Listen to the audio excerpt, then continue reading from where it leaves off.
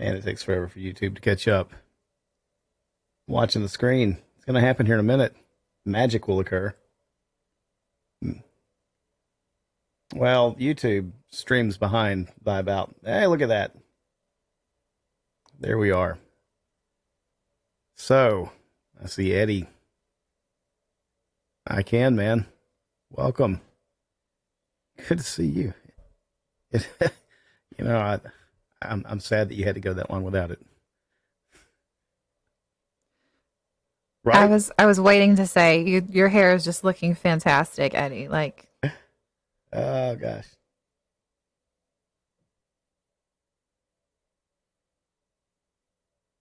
she is a wise woman. All right.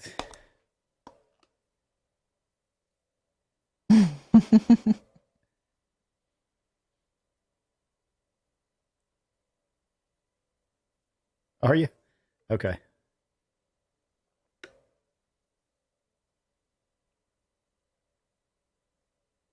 Yeah.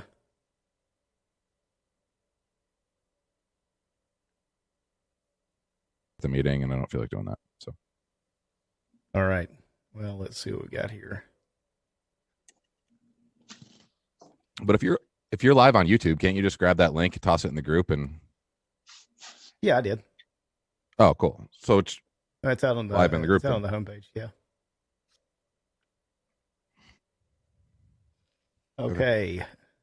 I'm seeing that we've got people hearing us. Zach, can you hear me speaking?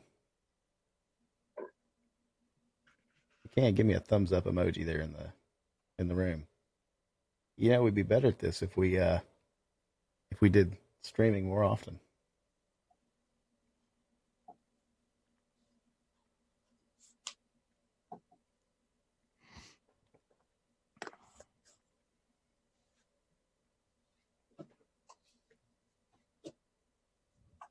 Yep. All right. Great. We are good to go. So, gonna hit the old record button, and we are now live on YouTube. Mark, shall we get started?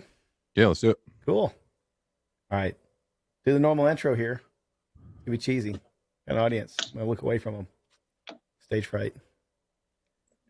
All right, everybody. Hey, folks. Welcome to the Shooters Nation. Tonight is Saturday, April 4th, 2020, and we are live here with you, the members of the Shooters Nation community.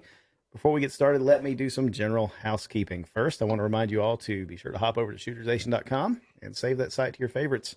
It is the hub of all things Shooters Nation and is where you will find links to all of our social media and the full catalog of shows. Second, it's important to remind you of the disclaimer that appears at the beginning of every show and the fact that this is especially relevant to live shows such as this one. Views and opinions expressed in the episode will be those of the individual, do not necessarily reflect those of Shooters Nation or our sponsors. Please also remember that live shows are meant for mature audiences only, and you may hear language that you wouldn't want to use around your grandma. Also, we want to thank the good folks over at U.S. Law Shield for being a sponsor. Shooters Nation, U.S. Law Shield defends you 24/7, 365 with comprehensive self-defense legal coverage at an affordable price. Visit shootersnation.com/US Law Shield to sign up today and receive 2 free months on an annual membership. I obviously am David Yancey, and with me tonight are several people that listeners of the show know by now. First, the man, the myth, the legend, Mark Lancaster of Squared Away Customs. Mark, how's it going, dude? Good evening. Good evening. Good. I've lost you in a sea of people. There you are. I'm here somewhere. Yeah, there you are with the tiger. How can you miss me? It's easy to miss you, but not in the sense that you meant. So that is No. That is a very provocative background. Yeah, I gotta change it. It was kind of a joke in the beginning. Yeah, no, I don't know. I kind of think we need that. It has lasers and Tiger King. So Tiger King. Yeah. No, I'm good. Just still plugging away. Same old. Well, I shouldn't say same old because it's not, but the same since the last time we spoke. So, Hey, just continuing to. this is good though. This is like not the leave. second time we've spoken with each other in a week, and it's been a while since that's happened. Strange. So, Yeah. kind of rusty at this whole thing. Helping us keep an eye on the YouTube chat space is my wife and multi-time cast member, Sandy Yancey. Hi, Sandy. Hello. So, what's going on? I'm feeling really out of practice at this because it's been months Yeah. since I've been behind the mic, so You, I'm a little rusty. been a while since you've been in the same room as me here. I was gonna say alone, but we're not alone. Our baby is in the room with us, so if you hear baby Yeah. noises, it's a baby. So Yeah. there you go. Well, that's kind of like life right now. A lot of folks, working at home and spending more time around kids and things. I know for me, conferences at work could be interrupted by pets, dogs, cats, kids, delivery guys at the door, babies, whatever. So that's life. Sandy's mic seems a little hotter than Is it? everybody else's. I can tone it down. She is kind of obnoxiously loud. Say hi. Didn't Hello. say that at all. Hi, Yeah. is that better? Am I less obnoxious now? Yeah, it's all right. So I had to turn it up. Did a podcast with our daughter last night. She likes to do these little like daddy-daughter podcasts, and I have to turn her mic up. So that was fun. Learned all about the corona fluid. It's not a flu, it's a fluid. The fluids. The fluids. Yes. Hysterical. So she learned about bats and communism and China and all the things that you want to teach us. And now she's scared of Batman. Yeah, it's great. So this is a live episode, as you've noticed, and we've done these before. They're always a lot of fun. We're looking forward to talking with you guys tonight, and seeing what current events are like in your part of the world. So these live episodes are definitely challenging from a production aspect. Literally anything could happen, and it usually does. So please bear with us if any technical problems arise, especially those of you that are watching on YouTube. The folks that are here in the Zoom meeting with us, they're going to know in real time when things go to pot, but the rest of y'all are going to catch up about 30 seconds later. So if it happens, just hang on. We'll be back with you. But there's also that short delay between what you see on YouTube and what we see in the chat window. So if you've got any questions, give us a second and we'll get to them. Sandy is going to try to, field those out to us. Those things are typed in, but definitely type chat questions in on YouTube. Mark, any opening statements as we get going here to kind of set the stage, or? Not really. I just wanted to have like just a kind of roundtable, townhouse, whatever you want to call this. I guess just a conversation amongst a bunch of like-minded individuals on what they're doing. So maybe we can all take a little piece of the pie back and adapt how we're doing things and learn from each other, I guess. Yeah, definitely. Sandy, any opening thoughts, comments, whatever? No, we didn't talk about this at all, so I have no idea what we're doing. I just showed up. Oh, Mark just told you. Any thoughts on that? Nope. I'm No? good. Okay. All right, great. Wonderful. So, I did my homework for this episode, as you can yeah, tell. you did. Absolutely. So I guess, Mark, you're drinking Stag. That's what I heard. Yes, sir. I have some Buffalo Trace, and I know that Nate said he had some Buffalo Trace, so we're well represented from the Buffalo Trace distillery there. Sandy, what have you got? I've got Michter's blended. And No joke. That's Yeah. a good one. You won't let me go to the liquor store to buy resupply, but you're going to drink the Michter's. Your call. yeah, and I Do your called thing. Michter's. Okay, do your so, Do your thing. yeah. That's fine. All right, good. You No won't be point in mad just if- sitting there, David. No, if I just run off to the liquor store tomorrow and resupply, you're good with this. What I If heard. you come home with 2 gallons of Maker's Mark, I'm going to roll my eyes again because I don't drink that crap. If I'm going to drink, it's going to be the good stuff. Why else did I buy it? Sandy's salty tonight. I tell you what, man, cabin fever. It's like This is my Yeah. second drink in like, a year and a half now. So something like that. I get the good stuff. All right. Knock It's it out. also one half of a shot. we got So got the bookers in there too. That, Just make sure he removes it from his Excel spreadsheet inventory. oh yeah, I deserve that. All right, so Mark, what are you armed with tonight? Look at that. Yeah, I got one over here. It's in the corner by the book bag over there. Oh yeah, yes. Yeah, and dun, dun, dun, brought the staccato P in just because it's a safe queen. Why it might not? as, might as well do something, right? Right. I had a mail call today that is absolutely awesome, and may as well get out of the way now. Lander's weapon system makes this sling retention device. It's like a bungee cord. It's bungee cord, but it's 3D printed, and it snaps on your rail, and then these 2 set screws hold your bungee, and then it wraps around your sling Well, and back onto itself. that is And cool. let me tell you, it is awesome. And That you is- just pull your sling, and it's free. Yeah.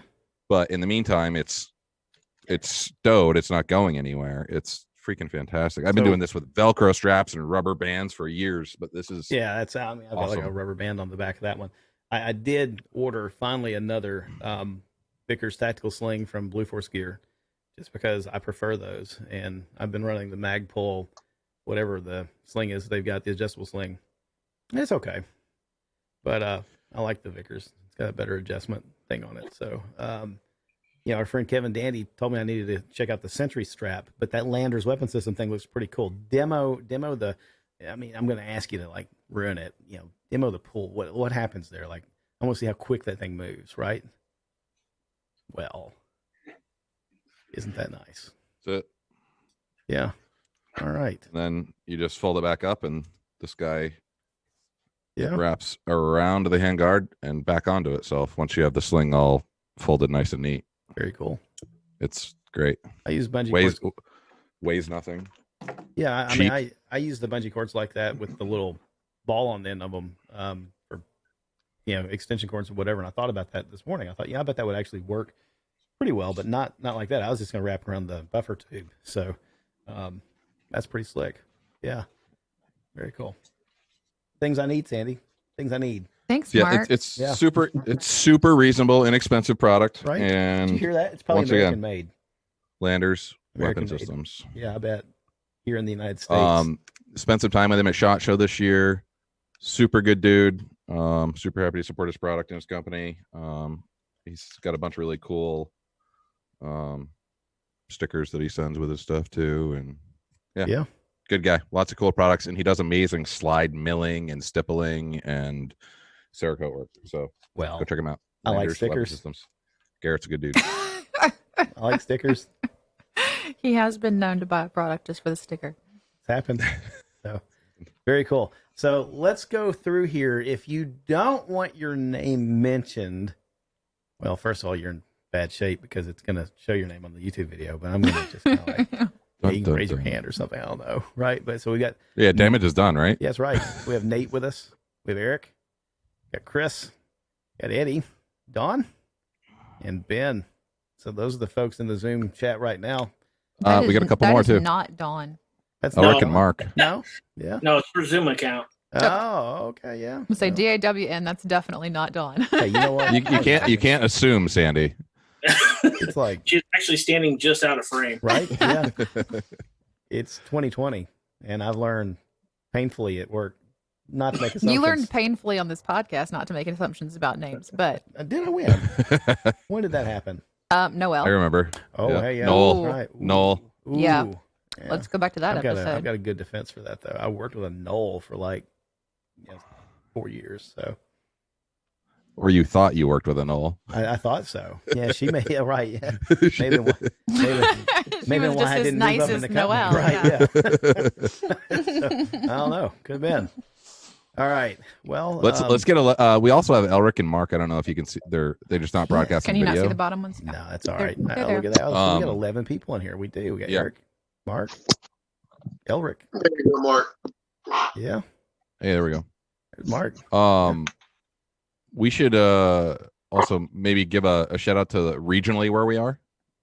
Yeah, go ahead. Well, I'm in New Hampshire. Yeah, yeah. Florida. Iowa, Who wants to go And, next? Oklahoma. Oklahoma. just- yeah. just north of Philly. So I want to know Mark's more neighbor over here in Vermont. I'm sorry. Yeah, me too. I want to know more about Oklahoma. I mean, yeah, I guess you missed Mark's tribute to Oklahoma a moment ago. Yeah, I think I may have zoned out for that. Yeah, No, the Tiger King. I saw that. Yeah, right. He had the... So, yeah, I'm sure that's not representative of Oklahomans in any way. I've been through Oklahoma. We've spent time in No Oklahoma. comment. Yeah, well, Zachary on YouTube wants to know where Jordan is. I don't know. Where is Where Jordan? is Jordan? Jordan doesn't have any excuse for this. I know, right? He really doesn't. All right. Well, so I guess, there's really not much need to set the stage for what's going on in the world these days. Because if you've been working from home, you've probably been doing exactly this. You've been staring at a screen with people's faces on it and talking to folks over the internet or talking by phone. And if you've been working from home, it's probably because you didn't have a choice. Probably because your company said, go work from home. We live in interesting times. And talking to a good friend of mine here in Tennessee the other day, and he said, when the Chinese said that, that when that was kind of like a Chinese a statement or a benediction, if you will, may you live in interesting times. It wasn't necessarily a good thing that they were saying, right? They were kind of interesting in a bad way, and that definitely I think sets kind of the platform for where we are right now. Mark, you and I talked about this the other night on the episode, and I don't know if you guys, watching and listening, have had a chance to listen to the podcast that we did, episode 67, I think. That was kind of a really quick thing that we got together on Sunday night, and we recorded and then rushed it out on Sunday night to get it out to the Shooters Nation community. Never in our wildest dreams would we have thought that sitting in April of 2020, we would essentially be looking at what is, I guess, amounts to like a practical shutdown of the entire world, with the coronavirus. So, it's kind of nuts, right? And I've got mixed feelings about how the different ways that society is handling this, are playing out, and how the governments are handling it are playing out. And maybe I'll share some of that tonight. But definitely like to hear how things are going for you guys, right? How's it affecting your world? How's it affect your prepping plans? How have your prepping plans played out if you had them? All that fun stuff. So, Mark, since you and I spoke, Yeah. I know you've kind of been receiving a few things in the mail. Looks like you got some of your ham radio gear and stuff like that. So, how's that going for you? It's good. Yeah. I got a truck mounted unit I picked up secondhand from you, and a couple of handhelds. I'm happy to hear the ham radio is starting to turn on approvals for online testing and certifications, which is good. But the problem is there's so few of them doing currently. They're booked out months, so it's like doesn't really make a difference. Yeah. But they're trying to turn it into a standard, and it seems like they're working hard to do it, because I know now is the time that people want this form of communication to be a backup for sure.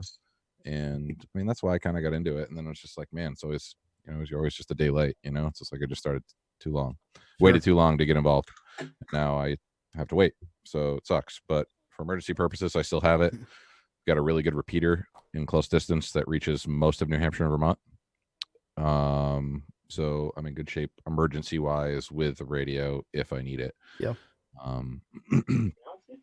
It's got a really good secondary purpose for me too, because I can go up to the cabin where we spend most of our summer and use it on the quads and the four wheelers and the side by sides and all that kind of stuff, and stay in contact with each other there too. So yep. Yeah, that's all going good. I wish I could be certified so I could actually transmit without an emergency, but just knowing that I have the opportunity to is enough, I guess. Yeah, sure. I mean, there's a lot you can just pick up by listening and learning and hearing what I kind of told you, I think, maybe offline that, it's kind of a nerdy communication structure. The decorum that they use is not the way that people normally speak with each other, at least around here. So I don't know what it's like for you listening to the repeaters up there, but it's very formal, very polite, a little bit of Ned Flanders going on. I appreciate it most in the morning. Yeah. Because you get these old timers and they just start going back and forth, and it's just like they're talking about their trip to Lowe's and how Betty didn't like it when she saw the lady with the mask. You know what I mean? It's just like this very old fashioned ish conversation. Oh yeah. But what I found was cool this morning, he mentioned that he was tired. This guy sounded like he's probably in his 70s. He mentioned that he was tired because he was up all night on the radio on a 40 meter. Yeah. 40 meter. Yeah. On a 40 meter talking to somebody in Australia. And it just the shit just blows my mind, right? I don't understand how that, I can't fathom how that works, right? But yeah, that's what he was doing. So it's amazing how little lag there is between transmission and reception. Like less than a second. Yeah, less than a second to go to Australia to Vermont. It just blows my mind. Through radio. It is really for cool. Free. Yeah, I mean, I remember when I was doing communications in electrical engineering school. Radio signals, electricity travels at the speed of light, and radio signals travel slightly slower than that. And really the delay is propagation as it bounces between the Earth and the ionosphere and back down and all that fun stuff. So it's pretty neat. Yeah, there's the other cool things I need to introduce you to, and I think maybe I'll pop a link to this in the show notes. By the way, Sandy, I've got your mic muted so that if you want to talk, just tell me. And yeah, so it's awesome. Like every wife ought to come with that. Wait, sorry. They the software defined radios are pretty cool, and ham radio works off of like really old technology, but occasionally new tech merges into the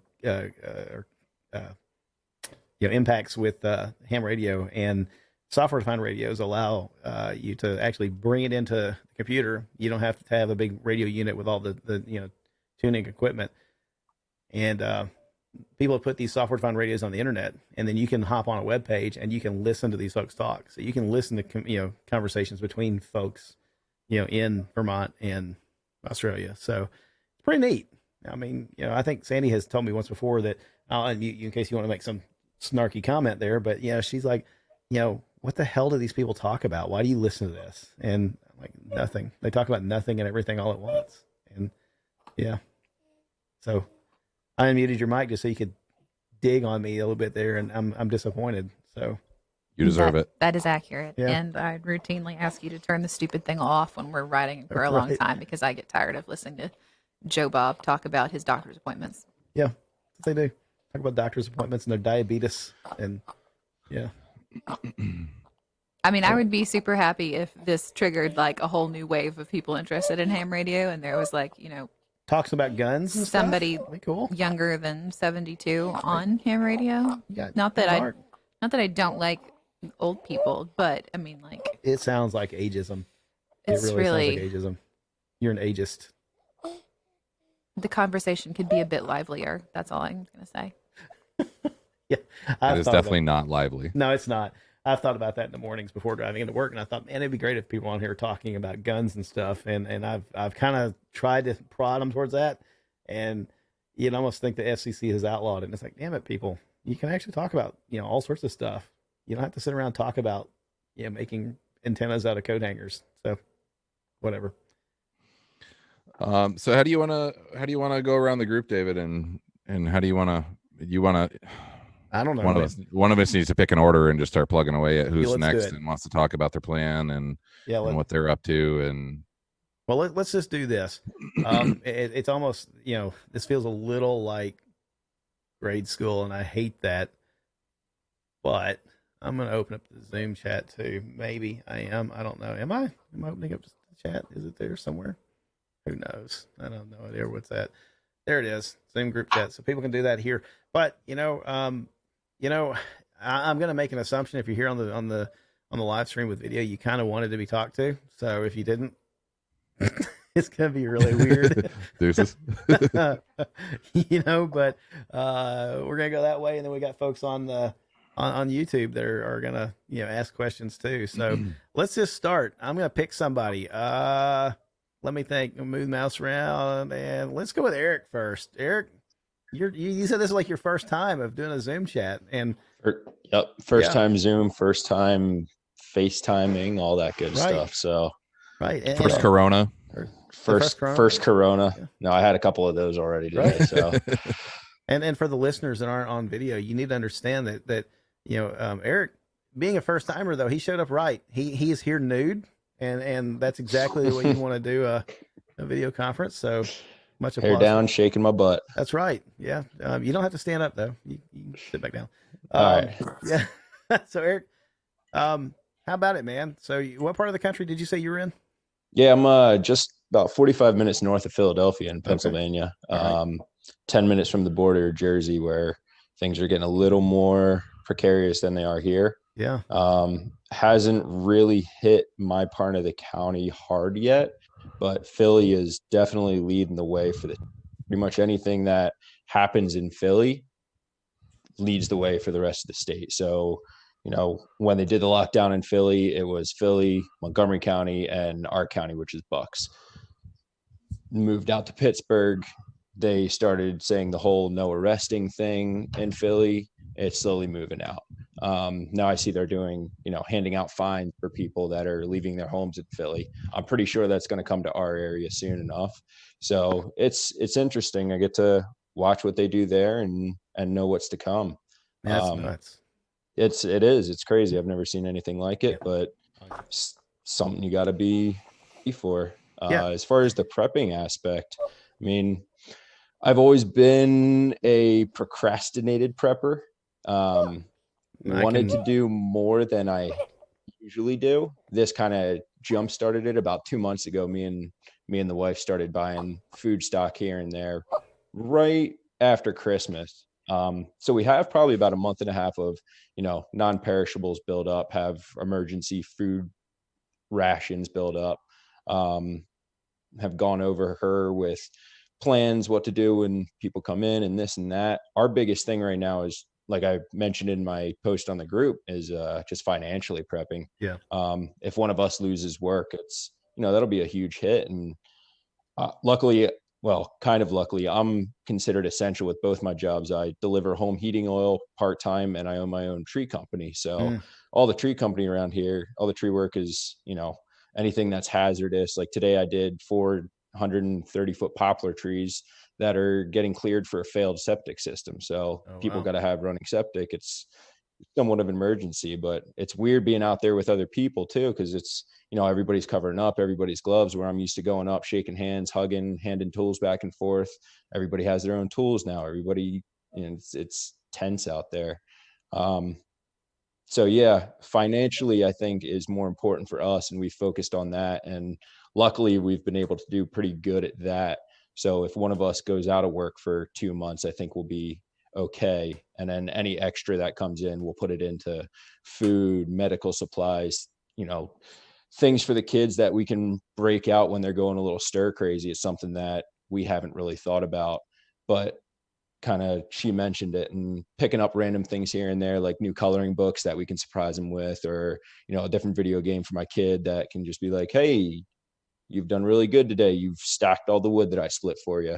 Go play a new game. And he's into Star Wars, so we have a stash pile of Legos, and that's awesome. Yeah, just trying to plug away at that when we can. But it's tough. Definitely a little late to the game on the prep, but I'm comfortable with where we're at. Yeah, that's good.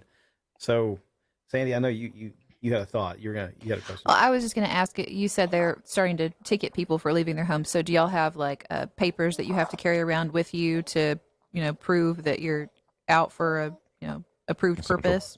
Yeah, for work, you're supposed to have a waiver. A lot of people in the tree industry have not been denied waivers, but haven't been granted waivers. So it's been said that, few people that I work with have applied for different waivers, and the governor's gotten back to him, said, your work is considered essential right now. Don't need a waiver at this time. If things get more stringent though, we're probably going to have to sign up for waivers. And I have friends in different industries that have applied for waivers and been denied. So if they get caught working, I'm sure they'll, get in trouble or anything like that. But at the same time, I have a lot of friends that own their own businesses, and they're pushing back because they got to pay bills too. And it's, moved to curbside service, nobody in retail stores, takeout, which I'm pretty sure the whole country is doing takeout and food to order.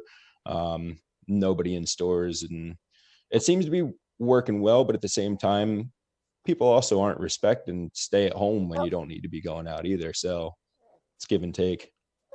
Man, that's awesome. First of all, I think you guys, from what I've heard, you just say that you've got a good game plan together for the kids. And I know that Sandy's been trying to do that with ours. Again, the baby noise is in the background because there's actually we spared no expense. We brought in a live baby for this show. So, only the best. Happy to hear it. Yeah. But she's over here gnawing down on a bottle right now. It's I think that's a cool approach to have, kind of like a reserve that you're going to slowly dole out to them. That's Sandy. Where are my Star Wars Legos? But it's kind of dumbfounding to me. I also heard you say that, they're kind of like doing the no arrest thing, right? So I guess that's where the police are not gonna, for like certain petty crimes, they're not gonna. It's anything that's nonviolent. So wow. They gave out a list, and it was robbery from a person, robbery from a home, petty theft, any kind of burglarization from retail, anything along those lines. They'll take your name and number and then come and arrest you later, because we all know how well that'll work. Yeah, it's funny. So we've got a good friend, Matt, that I think probably he's probably lost some respect for me lately, and I hate that. But I don't think what I've done. Let me say it this way: I've done a poor job of communicating my stance on some things, and that's probably given him a different impression of me than I intended. But it just dumbfounds me that the police are literally going to not arrest certain criminals right now, and they're at the same time going to hassle you and ticket you for being out trying to make a living. I don't know. I'll stop there. I'll say more later, I guess. But that just, it's kind of wild. So how about Nate? First out, I'm gonna give a shout out to Kelly in Georgia. I see that you're in the YouTube chat. I appreciate that. A couple other folks in there. Nate, how about you, man? How about the prep and such? Yeah, so I mean, a lot like Eric, I'm a procrastinated prepper for sure. I've always been stocked up on food because I like to be fat, so I like my freezer full of meat all the time. But to your point, David, about law enforcement, I'm actually a sheriff's deputy here in Vermont. So we have halted pretty much all traffic stops. We've halted pretty much all nonviolent arrests. We're citing people on the side of the road and saying, well, we'll send you your date for court once we figure out when the courts are open back up. But as of right now, courts are closed. So Man. It's pretty much a freebie for crime here in the state. Yeah. I also, my full-time work, I work as a senior lender for a large financial institution here in the state. So we've been doing a ton of COVID recovery loans and stuff for folks who are losing income. It's pretty devastating actually to see the number of our members, the people that I'm working with every day that are coming to me because they don't know how they're going to make their car payment. They don't know how they're going to pay the mortgage, put groceries on the table. These are people that are already at or below the poverty line, and they're making $12 an hour, and that's barely paying the bills. So now they're coming to me looking for some sort of relief, and we're already maxed out. Being a financial institution, we're losing income every single day. So trying to extend that courtesy to other people it's difficult right now. It's pretty scary. Yeah, that is scary. I received an email from PayPal saying they're turning off all fees. They're turning off all Squared Away Customs has like a working capital line that we've done with them for the last 6 years, and it works out really great for us. And we're able to defer that and just turn it off until this is all better. They're giving you an additional 2 weeks on any claims held against your account. I was unbelievable. Oh, and so they also process all the Squared Away Customs credit cards, and they're turning off all of the fees that we would typically have to pay on credit card purchases. Like, it was this email like, we're doing this. I was just like, you've never been so supportive ever. Like, I was like dumb. Like, when I read the email, I was like, is this even real? Like, this can't be real. Is this a scam? Is there a part here where I'm supposed to click and fill in my password and all that stuff? I was so impressed with the way that they were handling the situation. It's like, the good thing about us is that we're small enough that it's not really affecting us. And our biggest supplier is still in good shape. And we just ordered really huge and maybe overextended a little bit. But by doing so, even if they get shut down, we would really have the only way that Squared Away Customs would be shut down is if the mail was shut down. We would have no way to send you your product. But other than that, we're going to keep going because we've got supply that we need, and there's no reason really for us to.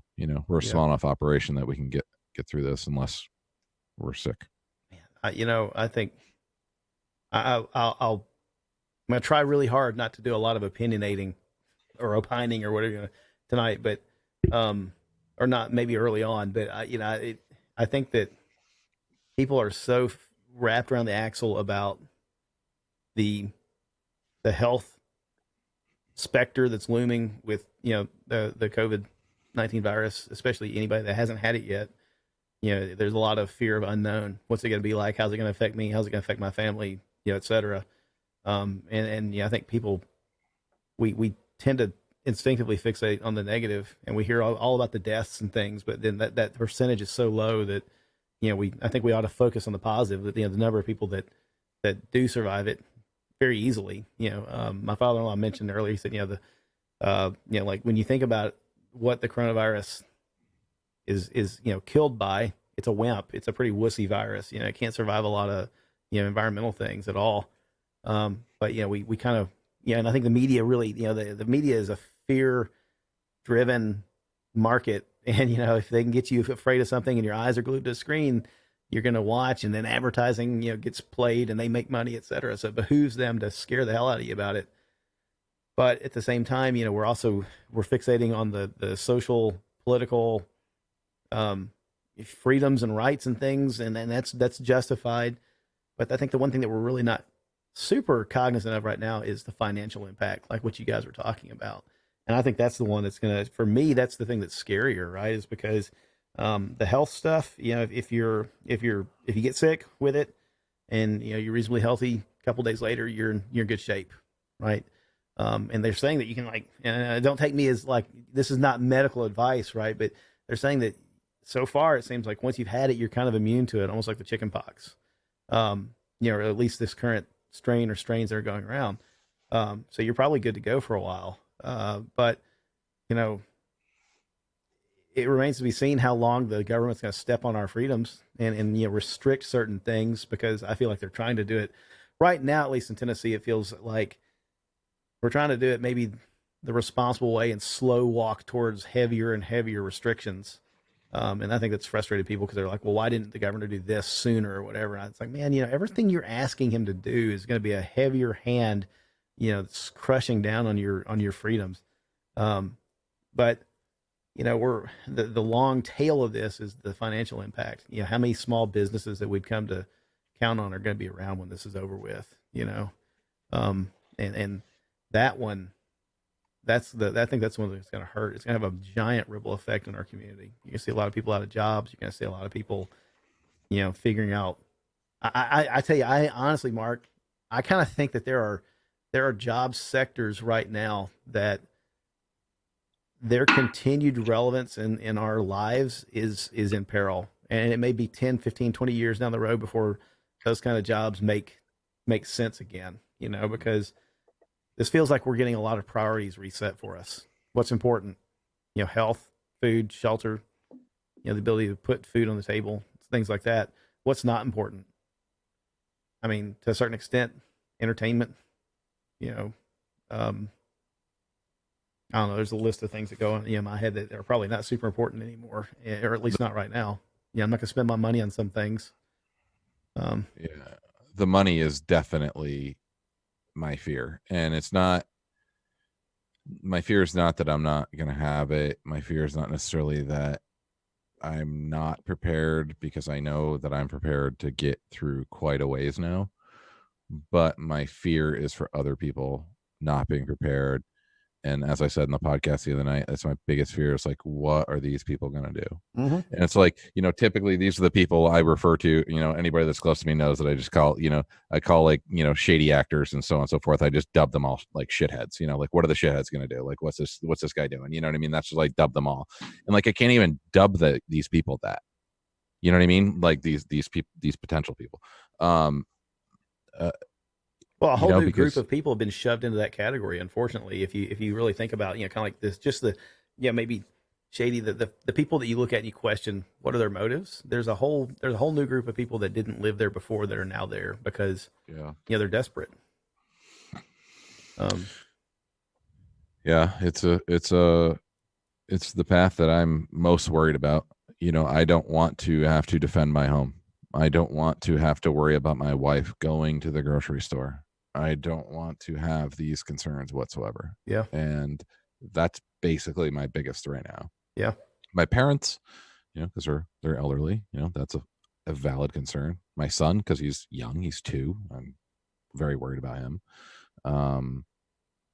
These are, I have plenty of, elderly friends and so on and so forth, but I feel like the majority of them have good mindsets and are smart and are doing their best. And, but yeah, I mean, that's my biggest concern is like when people that are brushing this off or don't have the means to prepare better, what's going to happen? Because $1,200 isn't going to do it.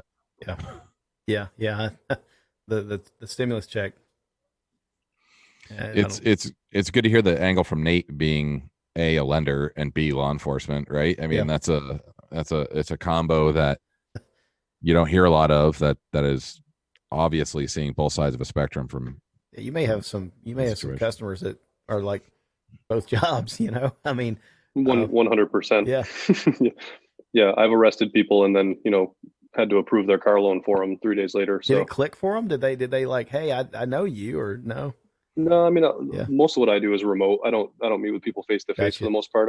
So in the organization I work for, there's a team of 4 of us that do 100% of the approval and denial for, all lending for the organization. So I sit in my office and I don't have to see people. So Yeah. I pretty much refrain from using my full name. My email signature just has my first name. I intentionally don't put my last name on there. So Yeah, smart.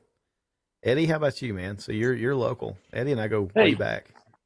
Yeah, I'm Middle Tennessee, more rural. Yeah. So I live between Bonnaroo and Jack Daniels in a little town next to a Air Force base that does not have any flying planes. Right. So there Right. you go, and that's actually where I work. We're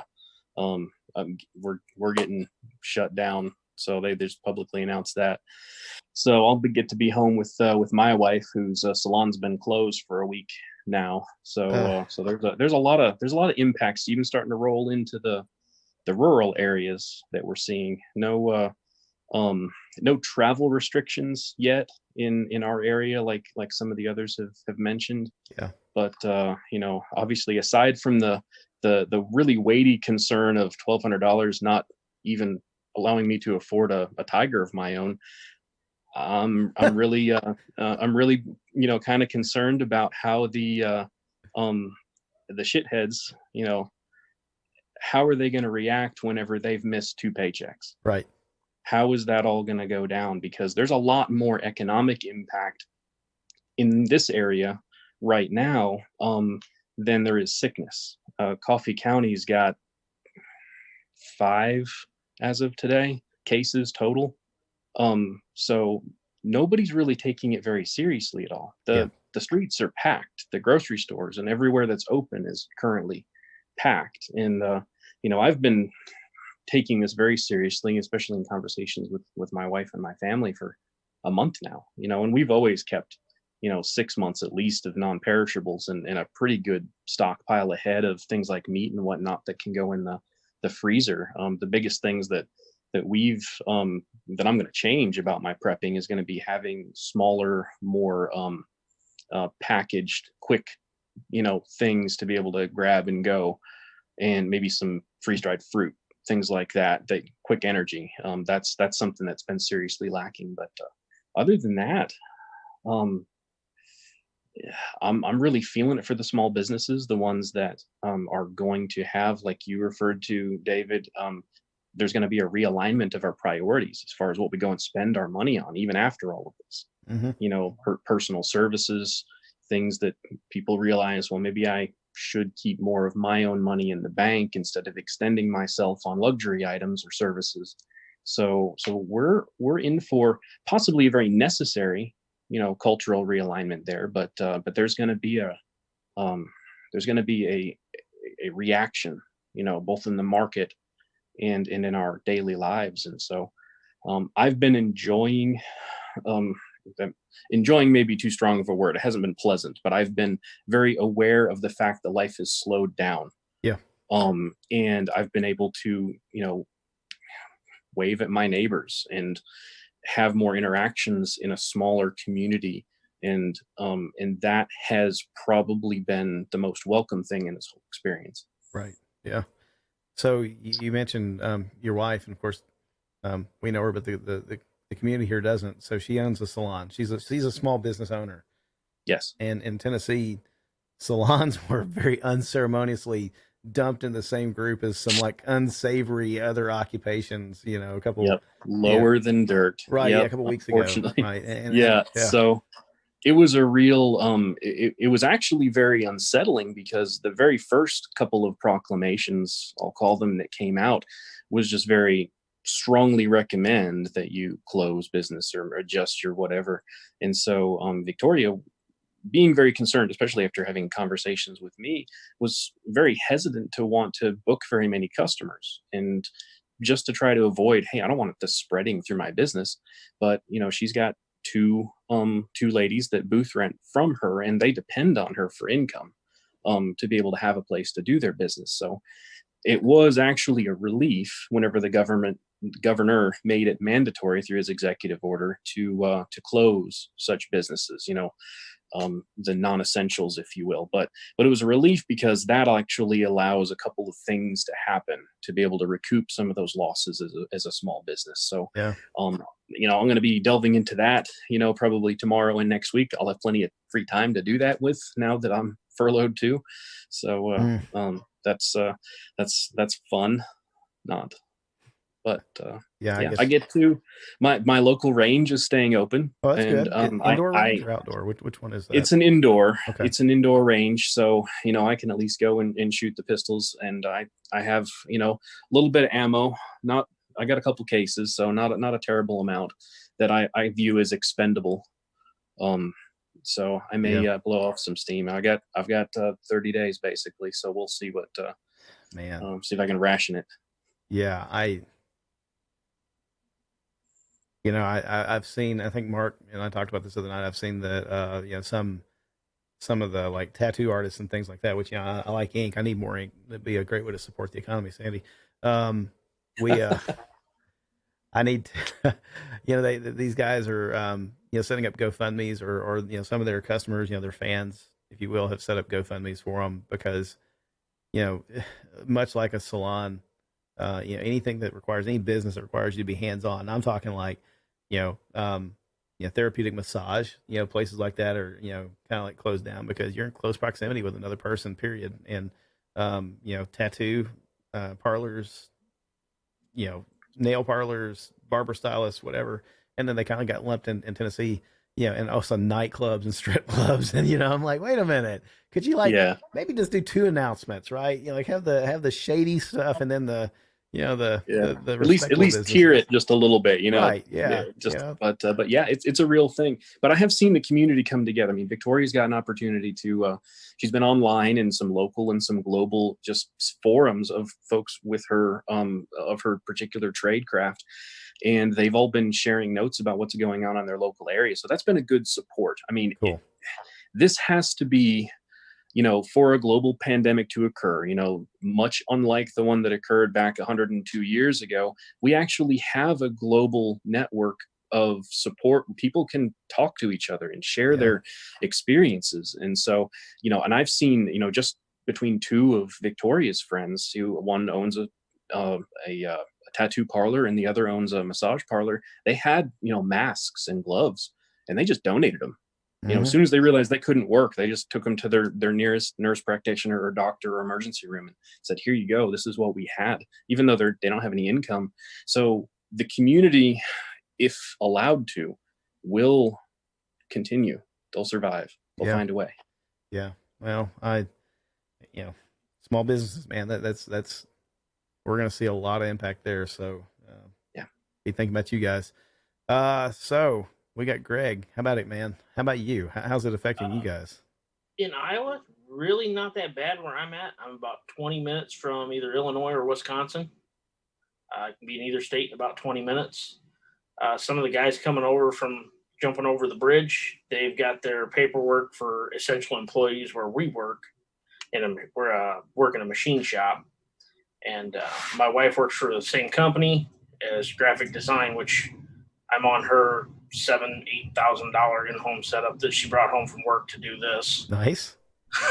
Nice. So for us, we're still running 6 days a week. No signs of slowing down right now, but for the most part, when you go out somewhere, most people are staying home. You see a few people out riding bikes, doing some walking.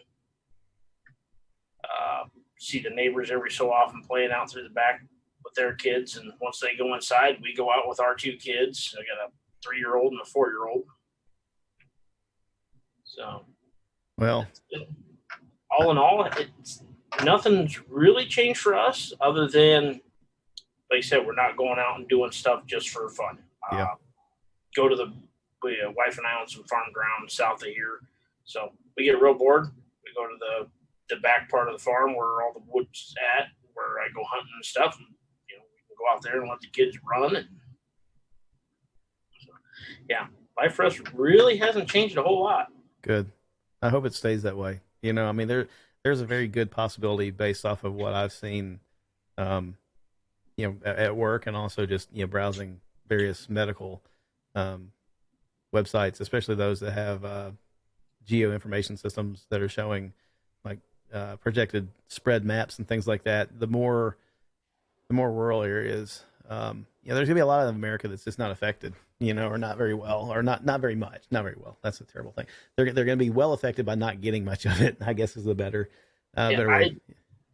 Based off the symptoms and stuff they were given, I think it run through my house in January. Yeah.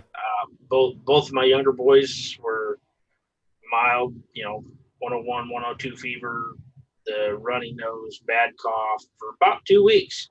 And we took them into the doctor, and everything they checked them for come back negative. And they're like, "Oh, okay, it's just something respiratory. It'll work its way through." And wife had it. We didn't have these tests then, right? So I mean, yeah.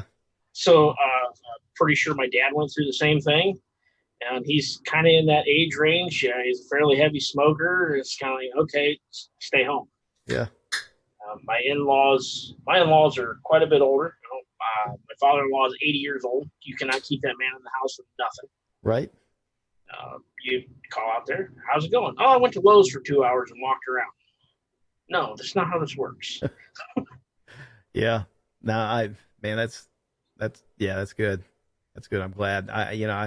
Who knows? They say that, a lot of people will get this, never know that they had it, and just, be a carrier. And that's kind of an interesting, that reminds me of dynamic.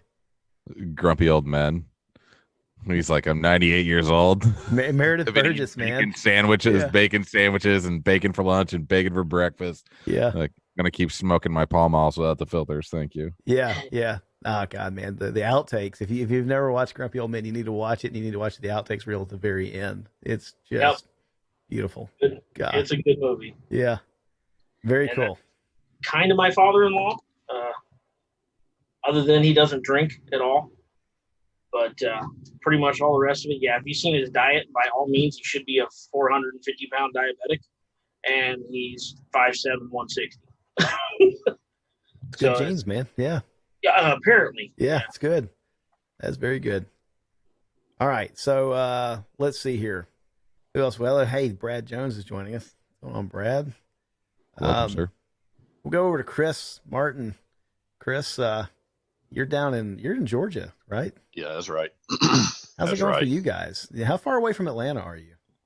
I'm east of Atlanta. I live in Conyers. It's about 20 miles east of Atlanta, going toward Augusta. Okay. So it's going okay. My wife, she works full time for U.S. Law Shield, so she's been furloughed for the rest of this month. We're not sure about May yet. They're saying May 1 she should go back full time. I work part time for U.S. Law Shield, so I haven't been doing much of anything. I went to a range today and hanged out over there for a while, and not really much traffic, right? Not really much interest. So we did that for a while. I am blessed though, because my full-time job is essential. I'm a facility manager for a company that reconditions steel drums. So we're essential, for the chemical companies and the medical waste end of it. So I'm full, we're busier than hell, be honest with you. So that's a blessing for us for sure. So we're able to keep going, right now. My prepping game was almost non-existent. I've always had the issue of dealing with the wife about prepping and how we didn't really need it. But it's funny, after all this stuff got going, right, the first thing out of her mouth was, hey, it's maybe not such a great idea to listen to me about prepping anymore. So we're okay. We went to the store today, actually, when we left the range, and we're able to get some food. We spent about $220. We're able to get meat. Still no toilet paper, so no hand sanitizer. But we were able to get meat and enough stuff to last us for a couple weeks. So I was glad about that. It made me feel a little bit better anyway. Yeah. But gas is low. I'm still driving to and from work, so it's going okay for us. I can't complain too bad. What's kind of crazy about that is we were talking about this at work the other day that right now with the impact, the financial impact on the airline industry and the fuel industry and everything else, you can buy gas cheaper than you've been able to buy it in a long time. You can buy airline tickets cheaper than they've been in any of our memory, and like I think it was probably Southwest was like you could fly to like Hawaii or something and spend $170, and the tickets are good for I don't know 6 months or so. And so if you're a betting man and you want to roll the dice, now's the time to go buy some vacation tickets, right? But no doubt. Yeah, it's just nuts. But then at the same time, you're kind of struggling with what do I spend money on. Sandy, do you want to talk any about just the experience that we found trying to get groceries and things like that here in a second? Or okay, well we'll do that. She's kind of bouncing the little girl around. So we've got the 2-month-old with us, and that's been a man. You talk about a nail biter. Having a 2-month-old that has a few medical challenges right now of her own. I think really she's gonna be fine long term, but she needs some surgery to repair a partial cleft in her soft palate, which is like the very back of her mouth. The doctors say she breathes better than we do because she has really good airflow. But that doesn't sound like it when we're sitting there and you listen to her and sometimes it sounds like she's gasping and stuff. So a respiratory type virus that there's not a vaccine or a cure for, kind of scary. Right.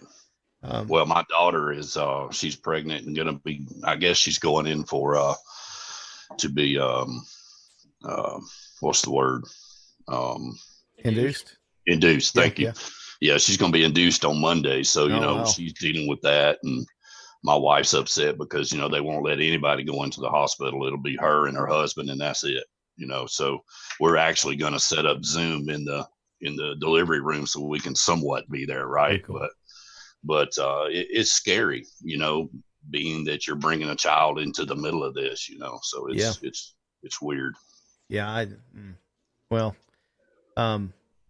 We did a Zoom wedding today. My wife's cousin got married. He's Army in U.S. Army in Germany, and he got married by Zoom. And there was no way the parents on either side were going to be allowed to fly into Germany. Period. And so you talk about a kind of a bittersweet arrangement. On one hand, it's like, wow, this is really cool. Thankful for technology. You can do things like, watch a wedding or, witness a childbirth or something like that. But on the other hand, it's like, man, this sucks that you can't be there in person. So yeah, it's just not the same. It's better than nothing, but it's not the same. Yeah. Yeah.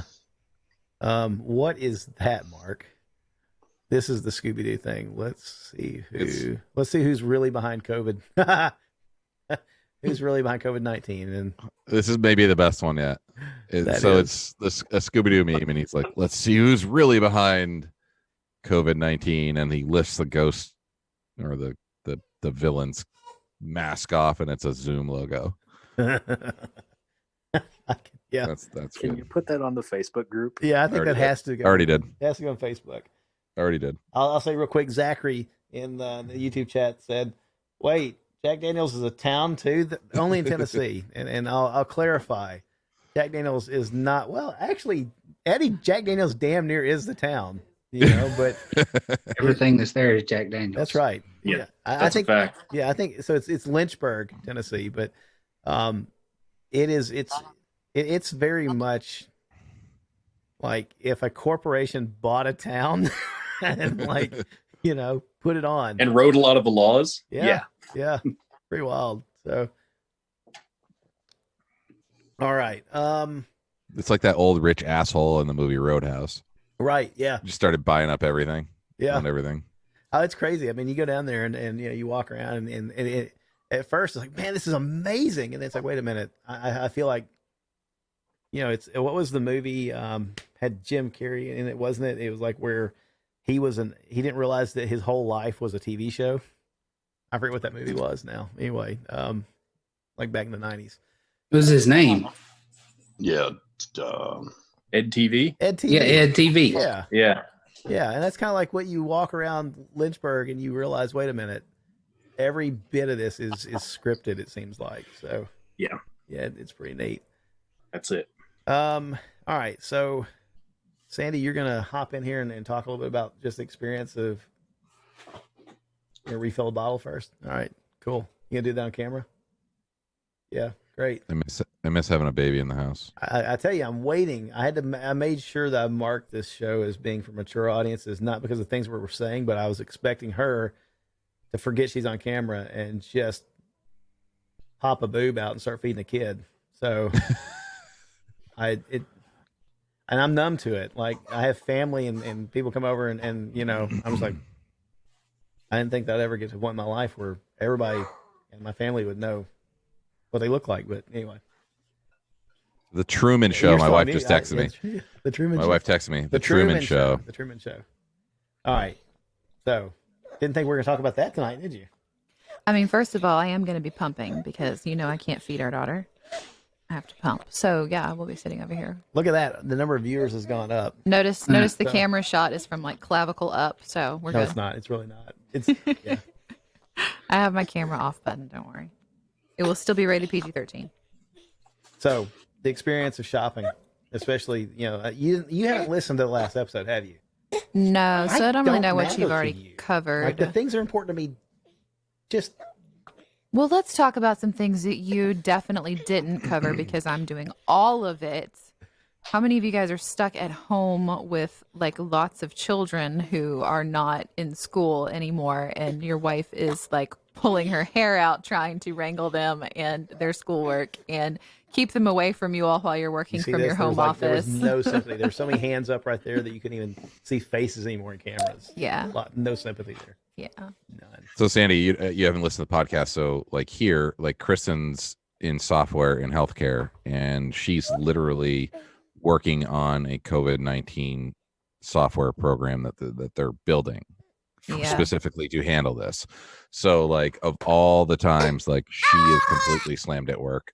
I sell guns at a national level. I'm completely slammed at work. And we have a 2-year-old and a 12-year-old. 12-year-old's trying to learn Zoom and how to do 7th grade school from a PC, and a 2-year-old's just trying to burn the house down. So it has been bonkers challenging. And so we talked about the fact that it's stressful enough to try to find food some weeks. Like, guys, a couple of weeks ago, we live about 30 miles outside of Nashville, in south of Nashville, in a community that honestly probably has more Ferraris and Bugattis and things like that per capita than any other county in the United States, except for maybe wherever the hell Los Angeles is, and Beverly Hills. And there's a lot of people that are living a completely different life than the rest of us in the county. And it's fine. It is what it is. It's kind of nice to see those cars and things, and we all benefit, I think, from having their money in the community. But this community is not used to going without, right? And so the way that they reacted was just stupid. When the internet said there's going to be a shortage of toilet paper, there was a damn shortage of toilet paper because they made it that way, right? I mean, we're a community who created our own gas shortage at one point in time, just because people said there was going to be a gas shortage, not because there was any event happening and not because there was any actual gas shortage. Yeah. But the entire Middle Tennessee community freaked out and went and filled their gas tanks all at once, and every gas can they could find, and then there was no gas. Yeah, and so Mark, she really didn't listen to the last episode. So, yeah, I didn't. No, I don't have time. Mark's hoarding gas, but that's all right. It's not. Yeah, it's not, yeah. he's Mark hoarded prepping. gas at $2.40 a gallon. Now it's $1.72. Mark was stimulating the economy, is what he was doing. Hey, I was trying to be prepared. Okay. Yeah, that's good. That's Almost good. $1.50 here. Guess what? Yeah. Now it's $1.72. I'm gonna go buy more. It's only $1.32 here. I think the last time I saw it. All I know is that You like filled up today. You didn't even look. I didn't. I mean, it was so insignificant. I was more like trying to pay attention to what hand was I touching the gas pump with. 'Cause I had a Don't a touch your nitrile face. Don't glove touch on your one. face. I guess. Yeah. Gas kills it anyway. Yeah. You're No, fine. but yeah, I mean, I was poking fun at you, not the other guys, because I've been doing all of this. Well, no, but This. what you didn't hear, and I'll mute you real quick so that little girl doesn't. She's like making her debut over here. The challenge is not only are groceries kind of hard to find. Like, we put in an order a couple, I guess a year or so ago. Sandy discovered the Walmart grocery pickup where you don't go inside the store anymore. And the first time I heard that we were going to do that, I was like, this is the laziest. This is like the next level of the scooters that people ride around inside Walmart. This is how we've gotten that lazy, And so, but then she was like, yeah, but I don't have to wrangle kids in there. And then when I realized I've met my kids, this is a good idea. It's like, okay, this makes sense. And you put an order in, and by the time that first of all, they're scheduling you 2 days out. By the time you get there 2 days later, they may not have had the thing in stock that you thought you were going to buy. And so, we're getting a lot of cancellations and a lot of substitutions and things.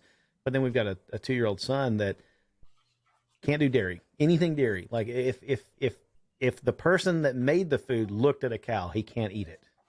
And, it just causes, really bad stomach distress for him. And like when he was really young, it caused bleeding ulcers and things.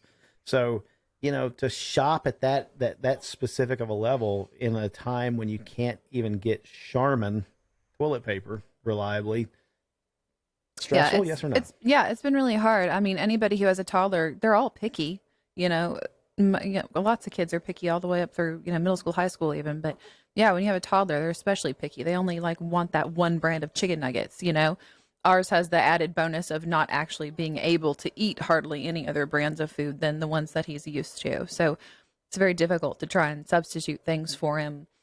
Find stuff that's safe for him. Even just like a loaf of bread is really hard to find. And everyone bought out all the yeast and salt. So I can't make my own bread because I didn't have yeast, because I've never had to make my own bread before.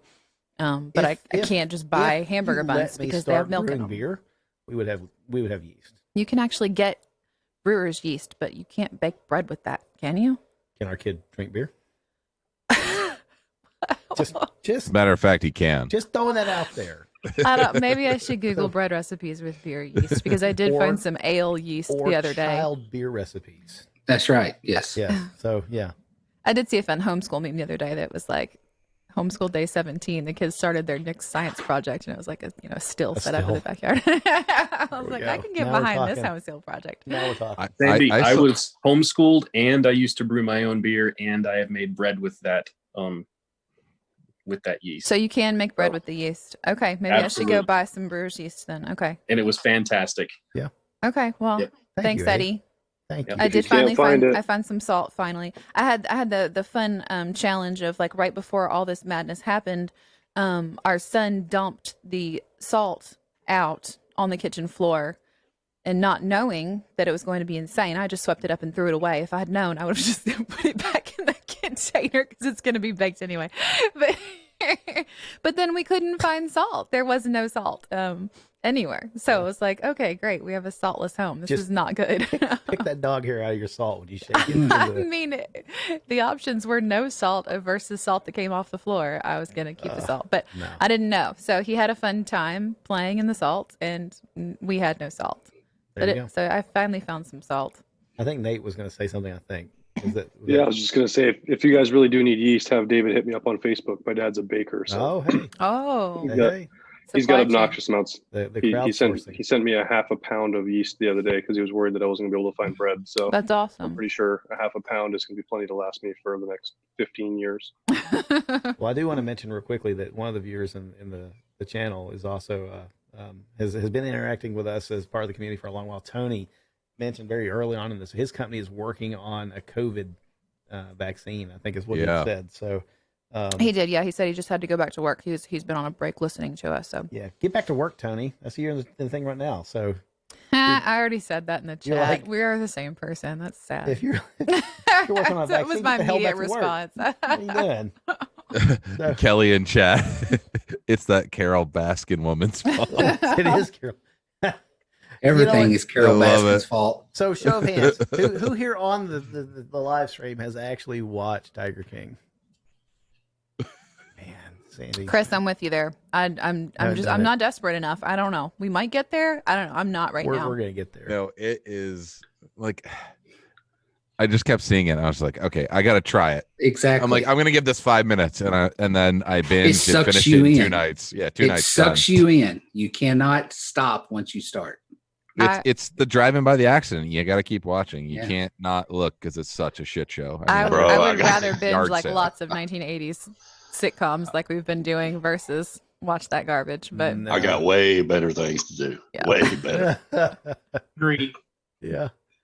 So and Brad, this is coming from a woman who has watched Boss Baby on repeat Oh for my like God. the last 17 you've days. made me watch some really terrible television. Ouch. So David loves that show, huh? yeah, I'm a fan. I've had to watch some really terrible television because of you. We can actually watch Tiger King. Well, I don't know. I mean, you do what you have to keep the toddler quiet while you got a conference call going. Yeah. So So up in the Northwoods where our cabin is, one of our neighbors has joined from there too. Okay, cool. One of our cabin neighbors, Jeremy's in the group now. Awesome. So welcome, Jeremy. We'll chat with you here in a bit as we work through the group. Yep, be sure. And if you're on YouTube, you can do the YouTube chat, or you can drop if you're on the Zoom thing, you can always drop a Zoom chat in there if you're not on camera. So feel free to do that. Brad, how about you, man? So you, if I'm not wrong, working from home is not unusual for you, right? Working from home is not unusual for me. Usually like 2 days a week, but now being forced to is the absolute complete motivation killer. It absolutely just destroys any gumption that you have to want to do, to want to do anything. Yeah. So, I mean, it is what it is, but, and especially my job specifically, when I'm not in the office working on paperwork, my job is to go into other people's places of employment and do inspections. Well, that doesn't really work over the phone. Right. So it's been a very big learning curve in a short amount of time to, try to keep us busy and, try to figure out how we're going to keep servicing all of these clients that we have when we, can't go see what their operation is. So it's been a challenge for sure, but it will all come out of it okay. Yes. Hopefully sooner than later. Yeah, yeah. Well, I guess from a kind of an interesting perspective, last time that I think maybe one of the last times that we had you on as a guest, we were talking about, follow up to the hurricane, right? And Yeah. so you guys over on the coast are a little bit more perhaps used to prepping for, interruption of services, interruption of commodities, things like that. Yeah. Did this really cramp your lifestyle any, or is it just not yet?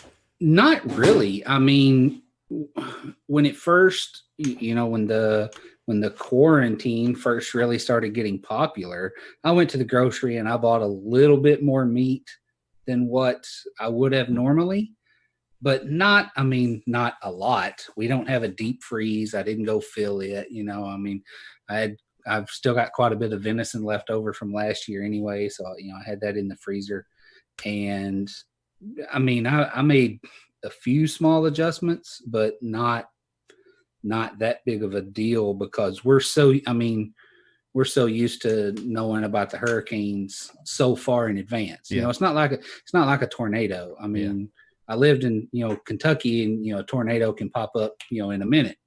Well, a hurricane, we know about weeks ahead of time. So I was like, I'll get to it. I got stuff to do. I'm gonna go mow the yard or whatever, And You're like that guy that's the meme where he's mowing the yard and the tornado in the background. Yeah, in the somewhere. background. Yeah, ain't no nader gonna stop me. Right. I mean, it just. So I mean, we made a few small adjustments, but not much. Nothing major.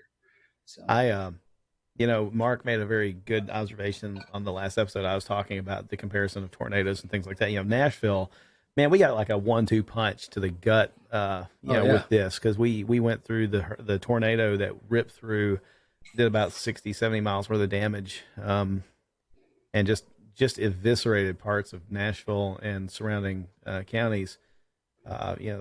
Man, like some of those counties, some of those communities probably hadn't even, frankly, finished burying their dead, and that sounds like a very cold way of saying it. Before the COVID virus came in on out of left field and started really wrecking everybody's plans. But with a tornado, if it hits a community, it's Mark used the word acute. It's acute damage. It's very it's Right. in a It's small over and area, done. right? It's over and done, and it doesn't take out the whole state, or at least so far, we haven't had one like that. Yeah. But this has been completely different. It's been kind of nuts. Well, it's weird too. The South Carolina is one of, I think, 7 states now that don't have a stay-at-home order. Really? And Lowe's and Home Depot and Walmart parking lot are full. Well, we can't go in the bank. We can't go to church. Right. We can't sit down in a restaurant. But literally, there can be 2,000 people in Walmart or Lowe's, and it's no big deal.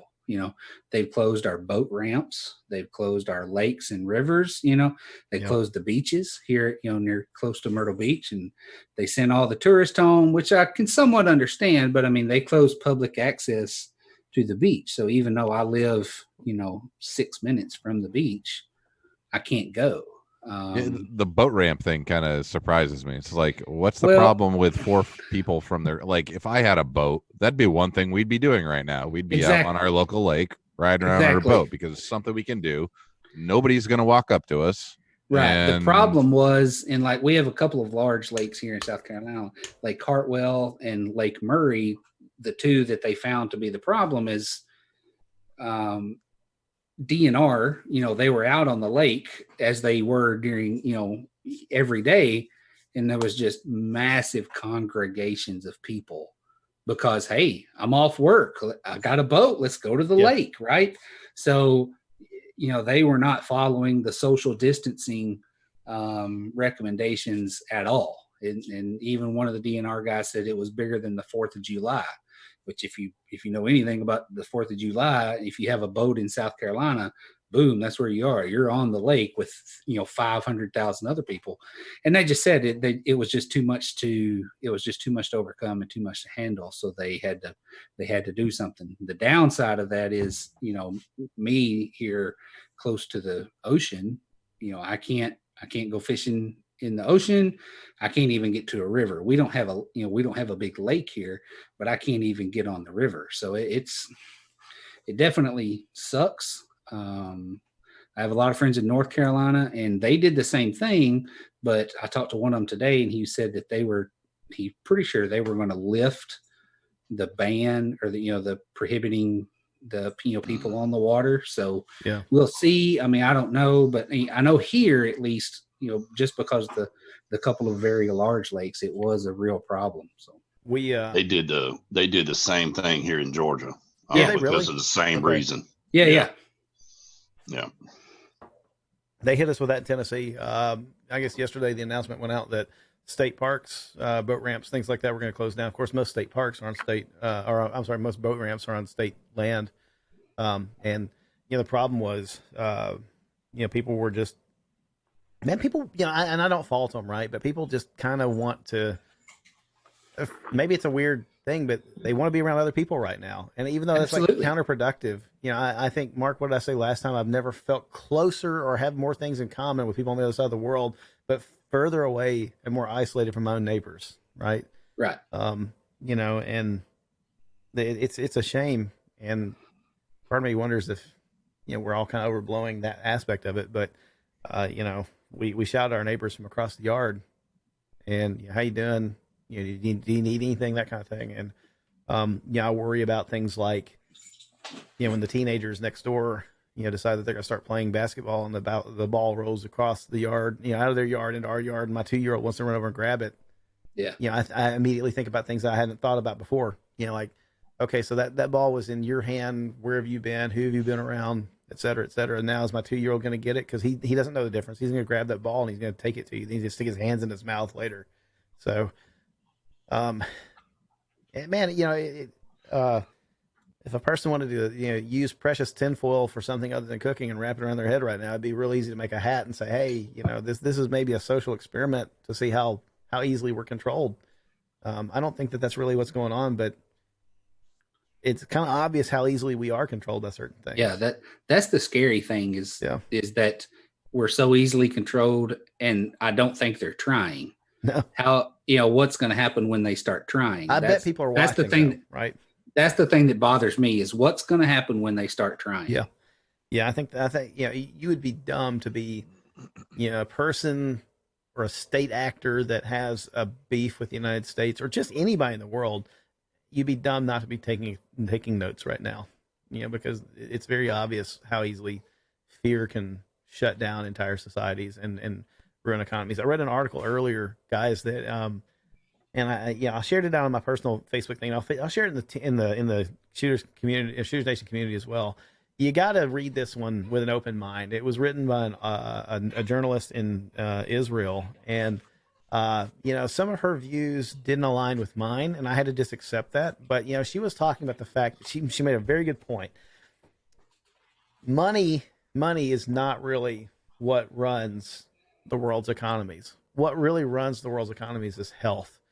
And actually she kind of backed into that by saying what runs the world's economies is trust, and so trust also, a lot of trust is predicated upon health. Are you healthy enough to deliver upon your debts and your obligations and everything else? And when world health started to collapse, the economy naturally was going to kind of suffer as a result of that. And it was interesting to see, perspective that maybe I hadn't considered before, and an outside perspective from a completely different vantage point than I have.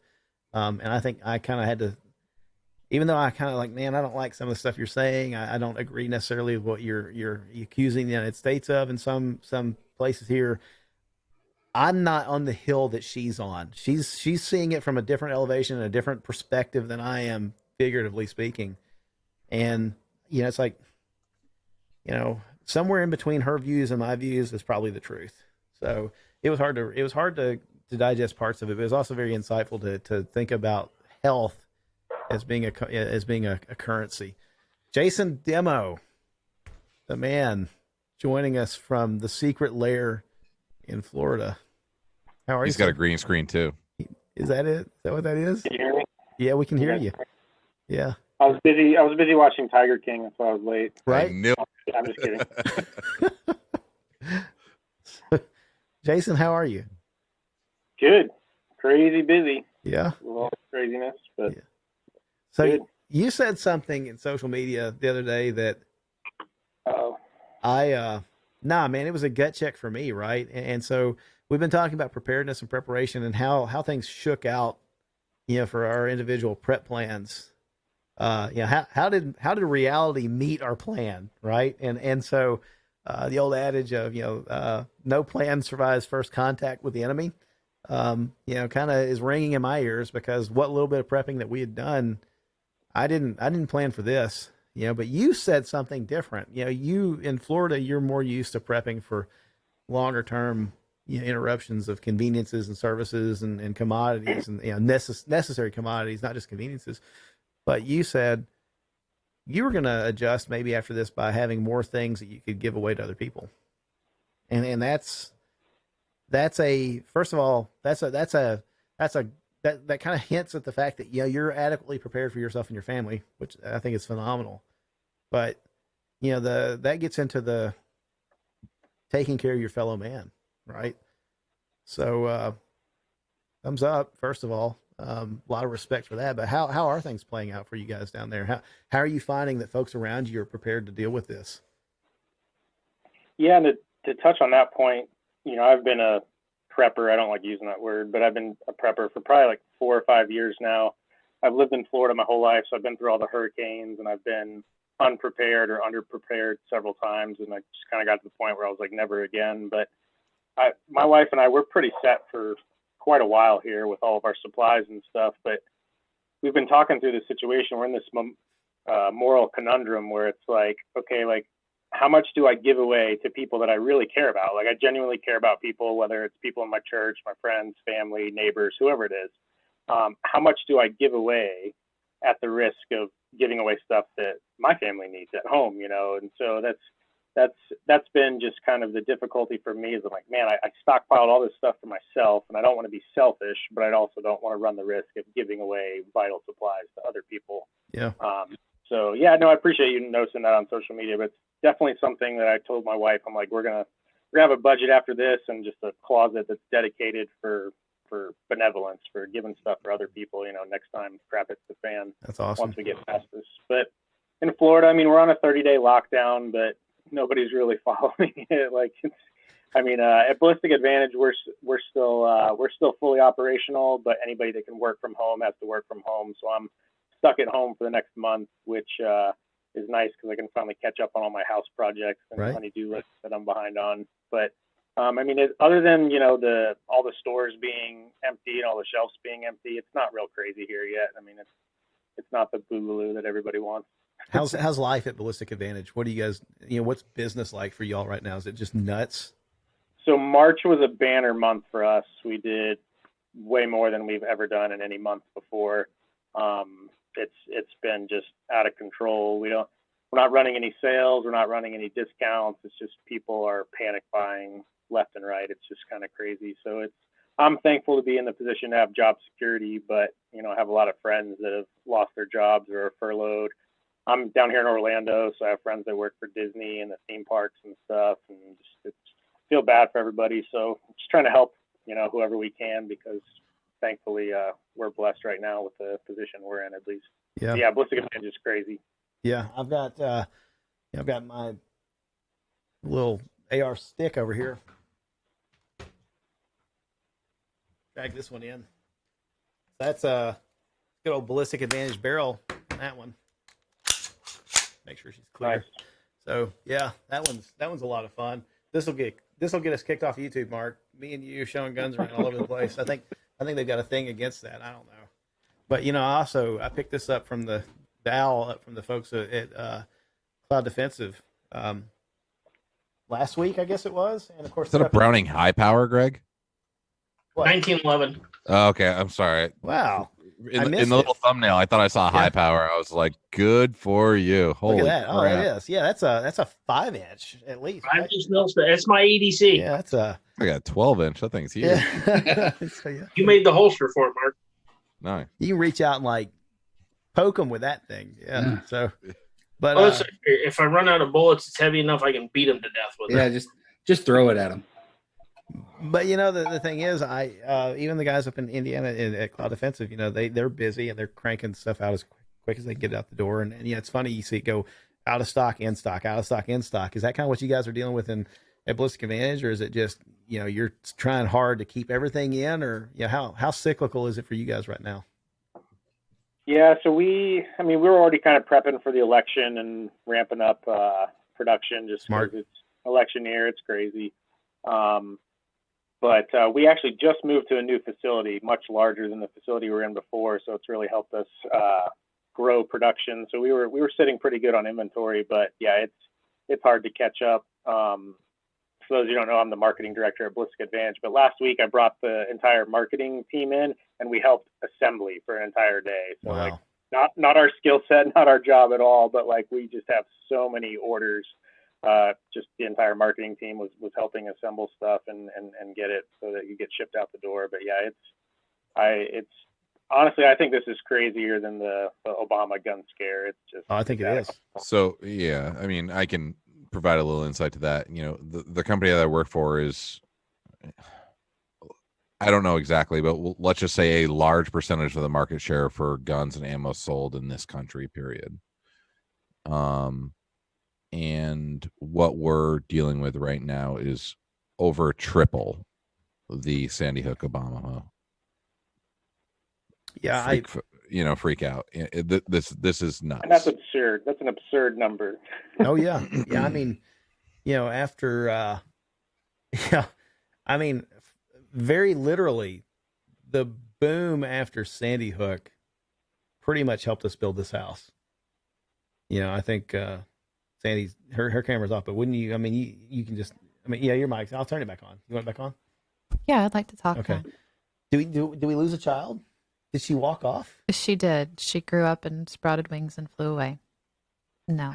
My sister is quarantining No, with that's us, true, yeah. and so she just got our other two to bed and then she's came taking- to fetch the baby. So, Okay, cool. yeah, we have in-house babysitter at the moment when she's not working. Right. So, I mean, you remember the 2012 years, 2012, 2013, 2014 even. Yes. I mean, it was nuts. Yeah.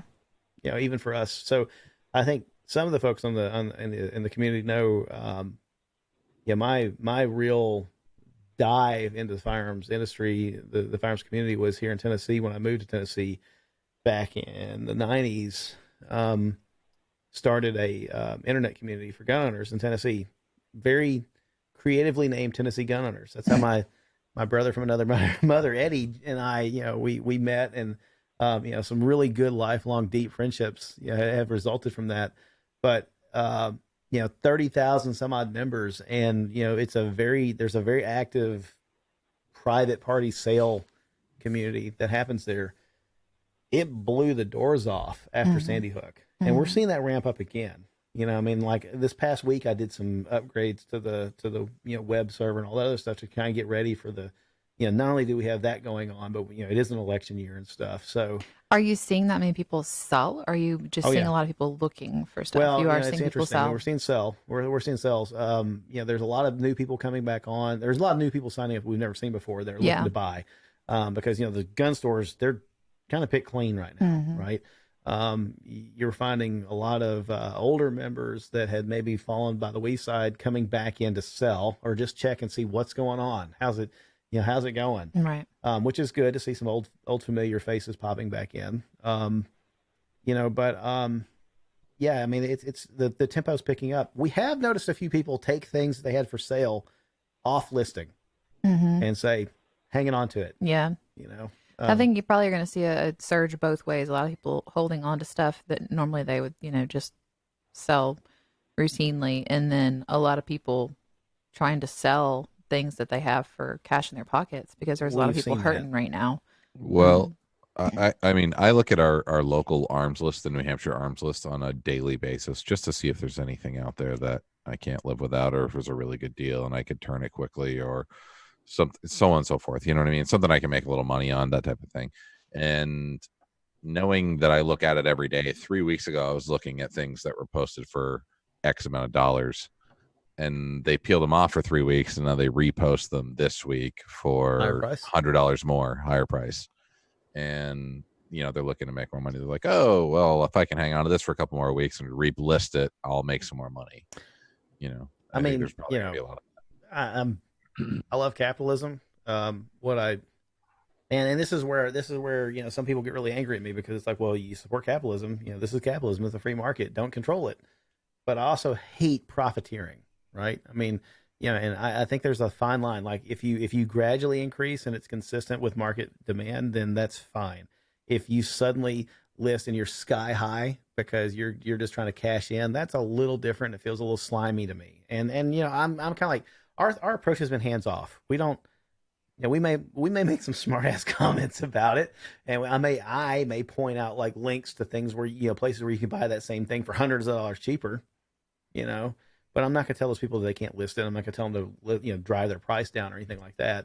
And I also don't post those links in their thread because I think that's kind of terrible. But we've had one member show back up recently that like hadn't been on for years, and it was when the ammo drought started recently, and he's listing ammo at like 3 times markup, and people were buying it. And I'm like, man, first of all, you're hurting if you need it that badly. Second, and his position was, if they can afford it, it's theirs. It's not a necessity. Right. It's a luxury item, and I don't know that I 100% agree with the idea that a means of self-defense or a means of hunting or whatever else. Well, considering all of but the gun industry and gun stores and everything have been allowed to stay open in all these states that are only allowing essential businesses, kind of leans towards the point that it's an essential, not a right. Yeah. So I mean, we are seeing some gouging. So I'm curious, like show of hands, anybody in the video chat with us, Have you been to your local gun shop lately? First question. Yeah. Yes. And so, is your local gun shop? Are they hurting in terms of inventory? Yes. Yeah. Absolutely. And Buck naked. updating Facebook posts daily when they get new ammo or a new firearm in. Yeah. Yeah. Wow. I walked into my local gun shop just 3 days ago, and they normally have hundreds of guns in their inventory. They had 3 Glocks and 2 ARs up on the wall, and a couple of bolt guns. And it was like, whoa, is this even still a gun store? Are you allowed to be open with this little of an inventory? But yeah, they've been all hit hard. Here in Iowa, it hasn't been bad. The racks still seem full. Ammo's a little short depending on what you're running. Of course, 9mm and 5.56 is a little tough to find, but pretty much everything else still there. 22 ammo still sitting there, brick That's by interesting. brick by brick. Yeah. Everything. I'm not having any trouble finding anything for my 45. Wife's carry gun. Ammo's readily available. Yeah.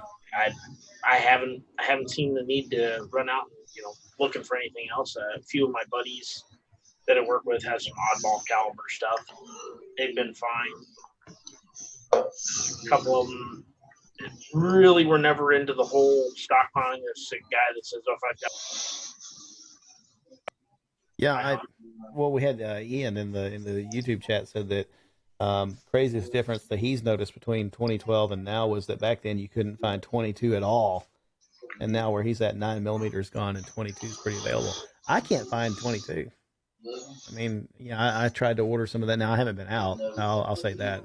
I'm not going out in the stores. Yeah, about to say we haven't really been out in stores either. So, but like you've seen enough pictures posted of Academy locally here that yeah, they're pretty wiped out. They're gone. Like, unless it's the same, or people could be a-holes and they're like posting the same picture of empty shells just so that we don't go out there and like look, because they're like, yeah, it's actually really full. Yeah, 36 grain Arms Corps hollow points are at the local Tyson's here in Iowa. It's it's full. The end caps are full. $20 a brick all day long. I tried to order some 22 from Academy Sports the other day. Is the bucket of bullets, however many there are, and I saw it. I thought I'm going to order one, because my thinking was if things get bad enough that I have to shoot the chicken of the trees, squirrels, and feed my family. Remind me, we got to get some squirrel recipes. You're gonna like squirrels. Squirrels, good. Easy. Tough. But anyway, meat eater cookbook. Who offered me the yeast? I think I'm going to be eating a lot of bread. I'm suddenly going vegetarian. Nate. Squirrel sandwiches. but I'm not going to shoot that with a 5.56, because there's not going to be squirrel left, really. So I'm going to get a little bit more 22, and I ordered it. And like 3 days later, they canceled my order and said, so sorry, can't begin to fill this order for you, even though we thought we could have, 3 days ago. 9mm. I don't know. Yeah, so I'm hoping that things kind of reach equilibrium soon. That people don't repeat the sins of the past. They don't just continue to hoard and hoard and hoard and hoard ammo.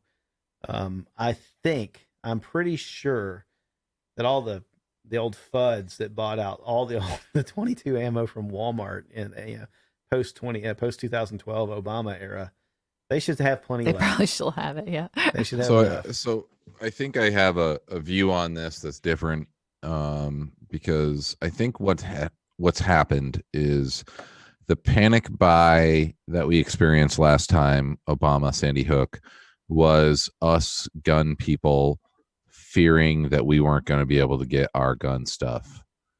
And this time, what we're experiencing is people that are scared for their safety, that are buying guns. They're buying 9mm guns, and they're buying 40 Smith & Wesson bullets because they don't know which way is the right direction, and they're completely confused, right? So it is a absolute panic buy, but it's from a different audience. And I was actually going to bring. Oh, go ahead, Mark. And where the biggest drought that we're going to see and it's not even going to last that long. I think it's because us normal gun people are going to pick up a few thousand rounds of the stuff that we need, and we're going to stop. I hope so. And you know, the non-gun people are going to continue to buy as long as they can, and then the secondary market's going to get flooded.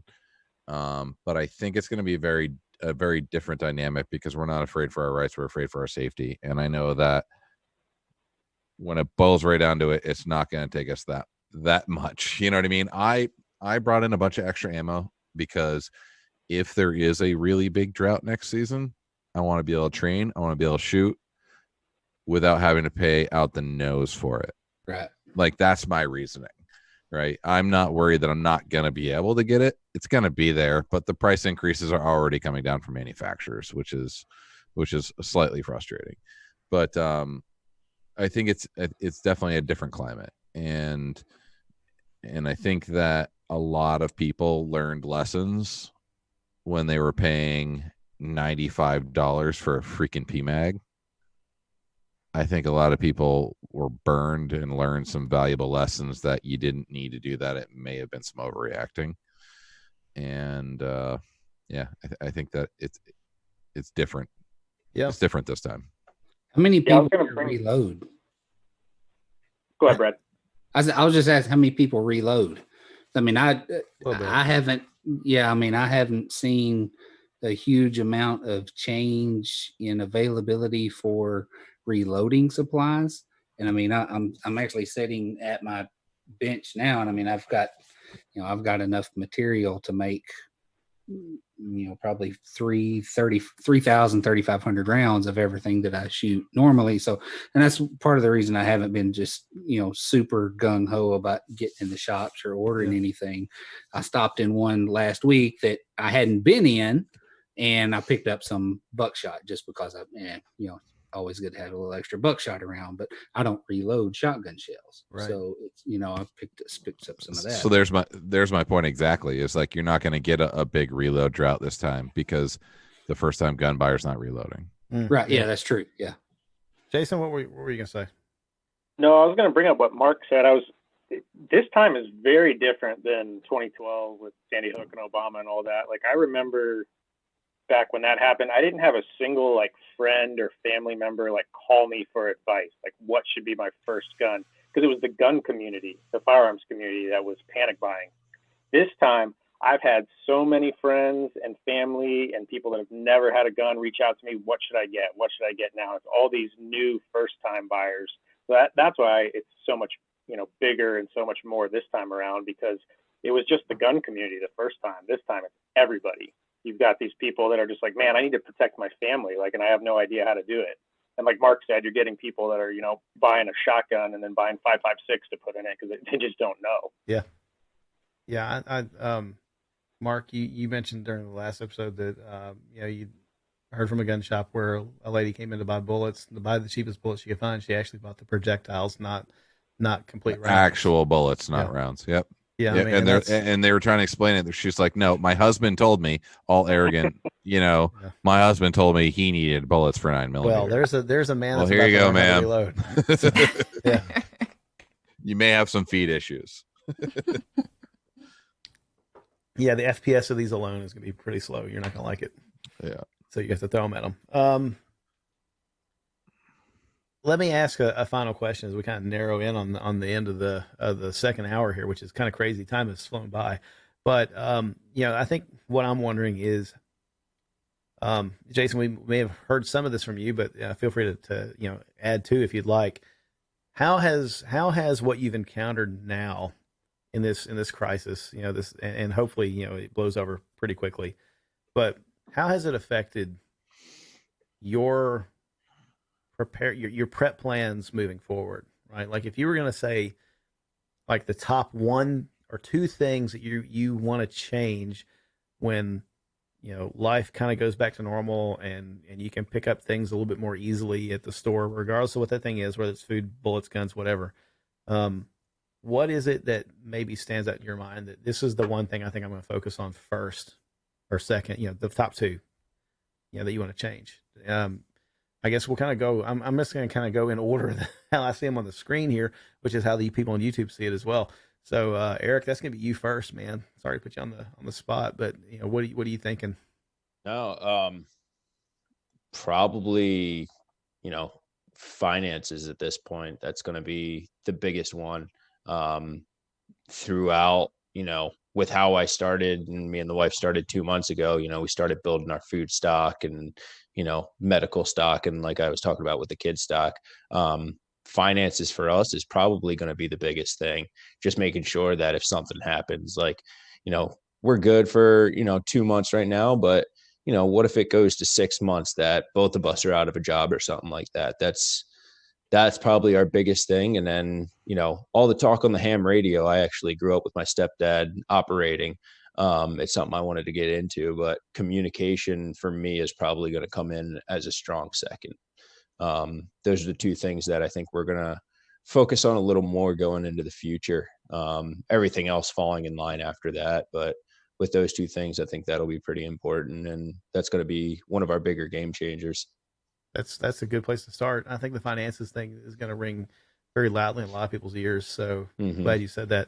The great thing about ham radio is, first of all, I really, really, really hope somebody mentioned this in the YouTube chat earlier about the fact that most of the ham radio people that they hear on the air in their part of the country is also older folks. And I think, Mark, we talked about this before. There's a large age gap, I think, between the people that it was really popular with, and then the folks that are starting to come into it. I got into it just, I don't know, 10 years ago because we were traveling more and we're very remote parts of the country, and I wanted, a form of communication that would work. And then, I started to see that, like, around here, tornadoes, bad weather, pretty common in the spring and well, hell, actually, like spring, summer, fall. But a lot of the storm spotters were using them, and that was good communication. Maybe more accurate than the stuff you're watching on the local news. I hope that this creates an influx of new people, younger people, and it changes it. Maybe changes the dynamic a little bit. Now, ham radio's got some pretty rigid rules and decorum that won't change, but maybe the topics that we talk about, you don't have to talk about your diabetes or your bunions or your, whatever. We can talk about reloading and ammo and stuff like that. So I hope that changes. I hope more people do join in on that and get into it, because it is available when everything. Their motto in the United States for the American Amateur Radio League is when all else fails, and so it kind of that's a good point for it. Also, David, I see that you're not sharing video. You're not showing the guests that are not sharing video. So we actually have a couple others that haven't spoken yet. Yeah, and I apologize if I can edit this in any way after the fact. I will, but I know that a couple of y'all have actually. You're on video, but then you've dialed in by phone. And so when some of y'all speak, the phone number was popping up. That's why I hid the guest list, to keep people from being, getting pictures that they don't want later. I don't know. What are you seeing over there, Mark? Jeremy, do you want to jump in and talk about what you've been, preparing for and what you're planning on and what you're seeing on your side of the state? Jeremy's the same state as me, so he is about an hour and a half, 2 hours south of me, but maybe it'd be good to hear what he's experiencing there. I'm not really sure if this works. Can you hear me? I got you loud and clear. Okay. So we are a small town, like Mark said, a little bit away from them. And we are still pretty quiet on the whole thing here. Not really seeing a whole lot of activity. Obviously, same rules have applied for us. Non-essential people, no meetings bigger than 10 people. I kind of feel like people aren't taking it seriously. They don't, there's no social distancing. People are still meeting. People are still close to each other. It's almost saddening to a sense of the fact that people don't take it seriously. Yeah. I've been deemed essential in what I do. I do marine construction. I'm happy to still be working. I'm thankful that I can. But to an extent, you almost feel sacrificial, not essential. Yeah. That's a kind of a good alternate word for it sometimes, isn't it? It's yeah. Unfortunately, our company's having trouble providing us with Lysol, hand sanitizer, stuff like that. I'm out in the world every day. Thankfully, I have some of my own supply that I can continue to keep myself safe with. But there's a lot of people that you have to come in contact with, and you don't know where they've been. You don't know who they've been in contact with. It's a scary thing. But you just basically got to try and stay vigilant and keep yourself as safe as you possibly can. Limit my interaction in the world and where I have to go and what I got to do. Yeah. Mark commented last episode that he missed the interaction of when you know, just the sign of respect. You meet an older member of society or, you know, whatever, even just, you know, somebody that you're doing business with. And, you know, we have a culture in the United States of, you know, you shake hands. And, you know, it's a tough thing, you know, to train yourself to socially distance. Right. It's a tough thing for me. It's been even a tougher thing for my wife, and just to keep in mind that you need to keep that space, because like you said, as a culture, we tend to be close. Now, there's been a lot of stuff about how other cultures, it's been affected more because of their habits and whatnot. And like you said, we shake hands. In other countries, they kiss. And that was an issue. And it's just it's a tough thing that you got to try and keep in mind. And we have to train ourselves too. You know, I mean, I have a big problem with this new term of the new normal. Yeah. Because it's not a new normal. It's a temporary thing. Everybody needs to be reminded of that. We have to stay positive. We have to be off of the fact that this is what we live with now. Right. Because right at the moment we do, but in the long run, we shouldn't. Yeah, we if hope we that we get back. curve this whole thing, then it will change. And it won't be a new normal. It will be a thing we moved past. Yeah, I hope that you're right, you know, because so much about what makes this country great is the way that we treat each other. And I don't want to think of really that we're going to have to transition to the point where when you see a friend or an acquaintance or, you know, just meet a stranger that walks into your business or your church or wherever, walks into your life, that, you know, sometimes an arm around a shoulder makes the difference between that person having a good day or having a really terrible rest of a week, you know. Just to encourage them that we're getting to where human touch is taboo, because what if I get sick because I did it? I hope we turn the corner from that kind of quickly. It's that's particularly important in the medical field too. I mean, there's a lot of good studies, a lot of good data that touch is healing. People that have physical contact with caregivers have better outcomes when they're in the hospital, post-surgery, whatever.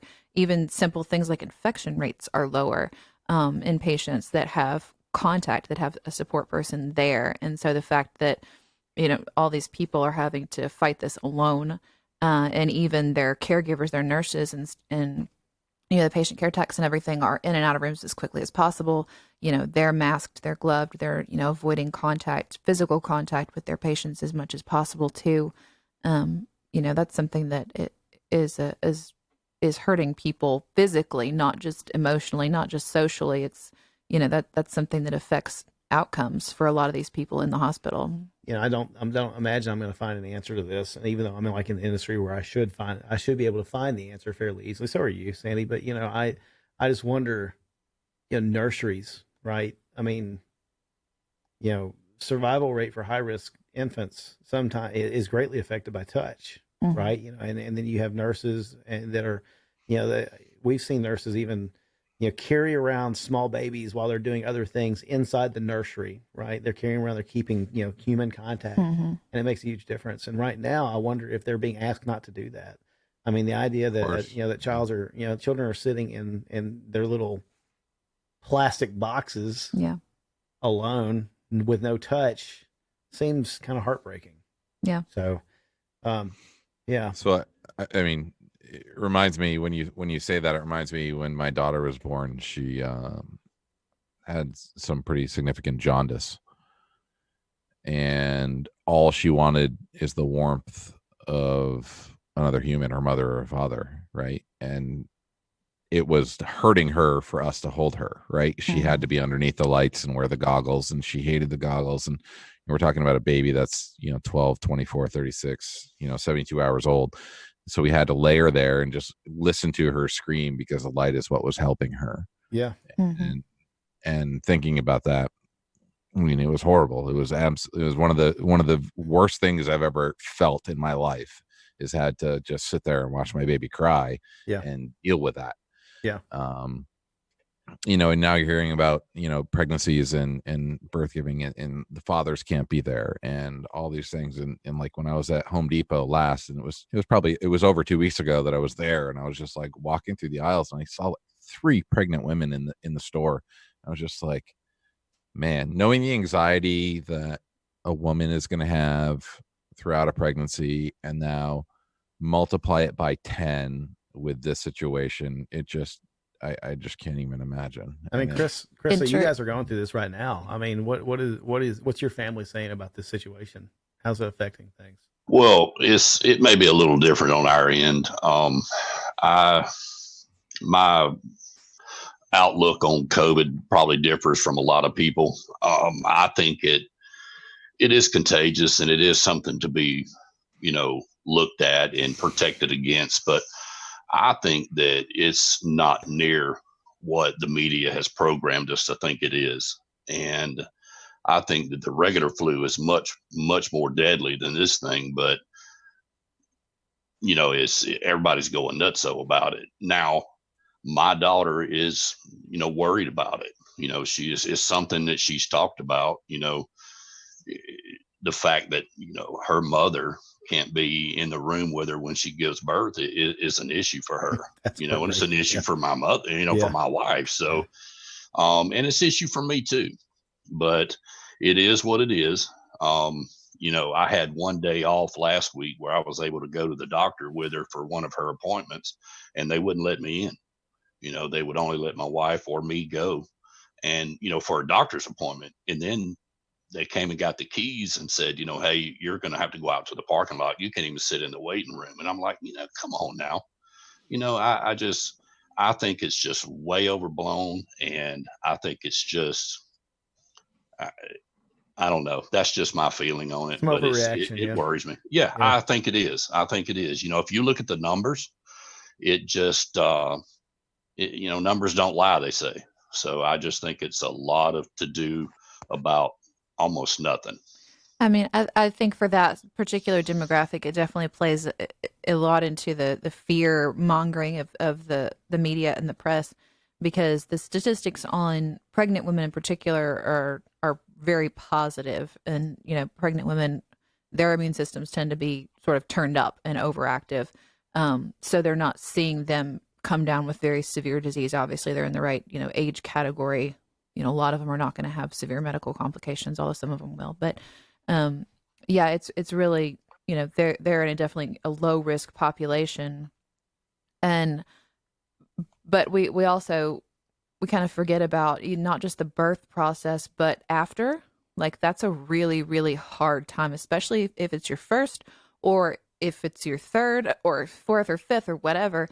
You need support at home, and whether you have that or not because of, isolation restrictions, or because you have family members who are essential employees and are around so many other people, you don't want them around the baby. There's a serious lack of support after that when you go home with this new baby. So I think you're going to see a lot of women struggling as new moms, whether they're a seasoned expert or not, just not having people around her to help. Yeah. We got lucky, from the sense that we had family that was here. And, I kidnapped my sister. Right before. Yeah, we had, our baby is 2 months old. So literally the day that we went in to have her, was the day that they were required to start asking the screening questions Yeah. about have you been to traveled? China or whatever, and do you have a cough or fever or anything. That was when that started. So yeah, so I kidnapped my sister then, and Probably don't. a bad time for me to remind you that like I thought we should have ordered a bunch of surgical masks back then. How many times are you going to bring that up? Oh my So god! prepping. We're talking about prepping. Sandy, is he always like this, or just when we're live on podcasts? 100% all the time, Mark. It's a miracle he hasn't been shot more than he already has. Twice. I don't need Not by me. Yeah. The guy of all the industry gun people I know, David's been shot more than anybody I know. I'm cruising. You deserve it. All the guns are on the side of the table. All of them tonight. But anyway, all of them are over here. Yeah, mental health in general is something that's going to be suffering a lot. There's a lot more depression. There's a lot more anxiety. Was that an intentional segue? You interrupted my conversation. Thank you very much. I was talking about the health of new moms and their mental state because it's hard. Yeah. But the other, like, just because I'm talking, I'm just going to keep talking. But like in general, and like what we're gonna do in the future for prepping wise, like things, what are we gonna do? Things that I wouldn't have thought would be an issue, diapers and wipes. Like I had no idea that people would wipe out every size 6 diaper on the planet. But how do you do that? How do you prep for that in advance, knowing that it's you're really progress through them hard because you don't size-wise? know when they're going to transition into sizes. Like our daughter right now is really maxed out on size 1s, and we've had quite a few blowouts because of it. But I'm going to finish every diaper in that package because I only have so many size 2s. Right. So, it is what it is. I mean, I honestly thought about cloth diapers earlier, because I'm not that desperate yet, although I have thought about it because you can still get those because nobody wants to do it. So Sandy, nobody wants to do it. There's actually a recurrence of cloth diapering, of home birthing, of breastfeeding, like all of these things that don't require accessories and, expense are actually having a major surge right now, and I think we'll see it for the whole year of people not wanting to be in the hospital and trying to avoid dependency on formulas and diapers and that kind of stuff. Legitimate question. I want you to research this later. I'm not asking you to do it now.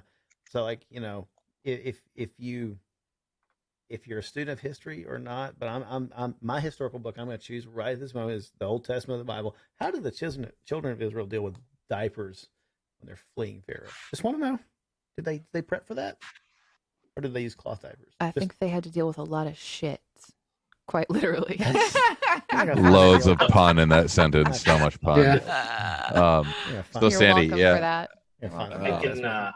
I know you've mentioned that you haven't been necessarily loyal to the Shooters Nation listening lately, but on the last podcast, I mentioned I was just joking, by the way. Don't yell.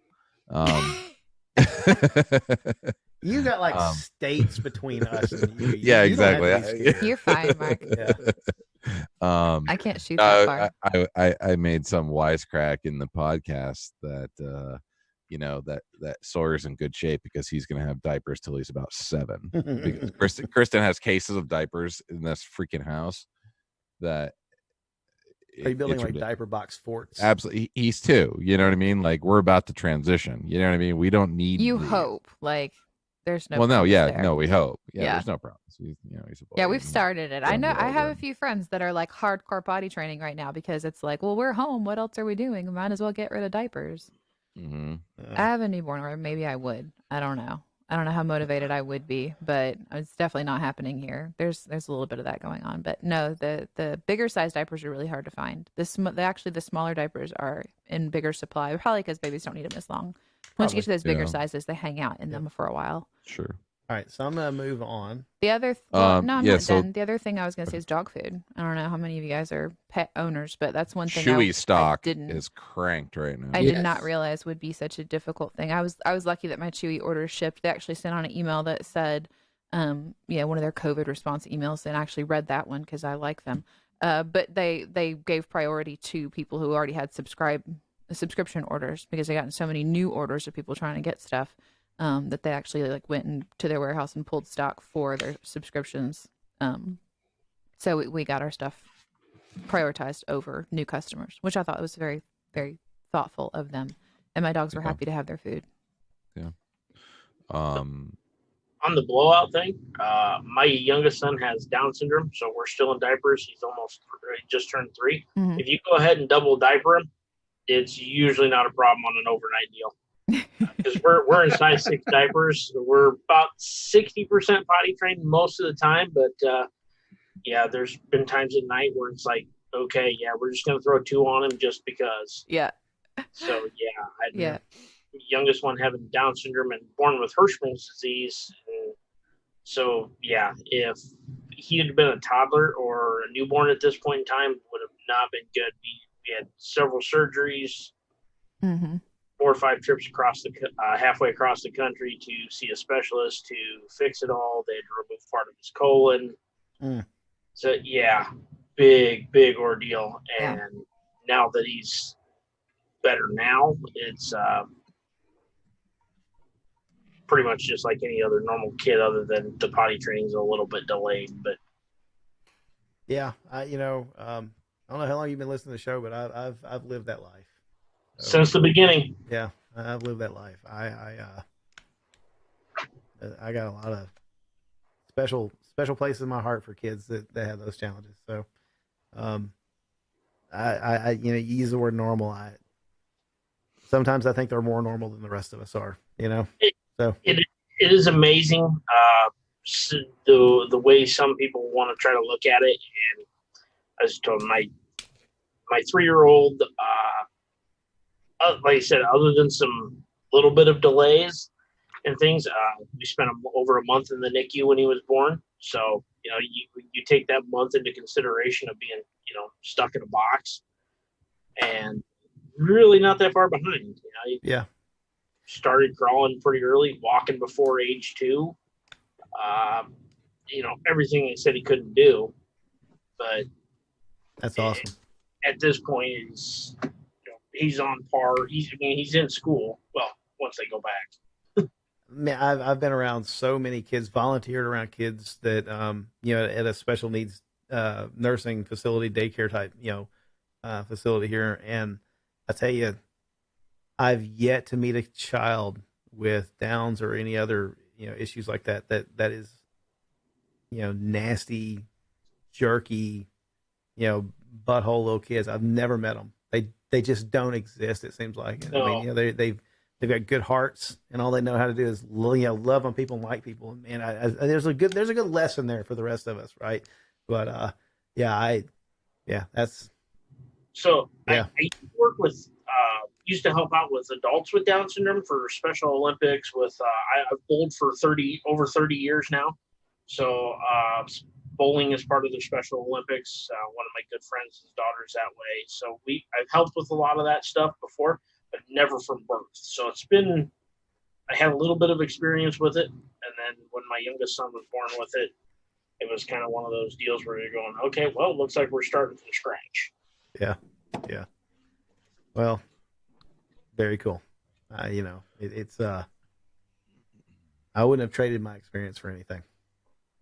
So, Nate, how about you, man? Like, if you're gonna change your prepping any at all in the months ahead? David, we still have one person that's been in the group for a while now that we haven't heard from. Who is it? Who we got?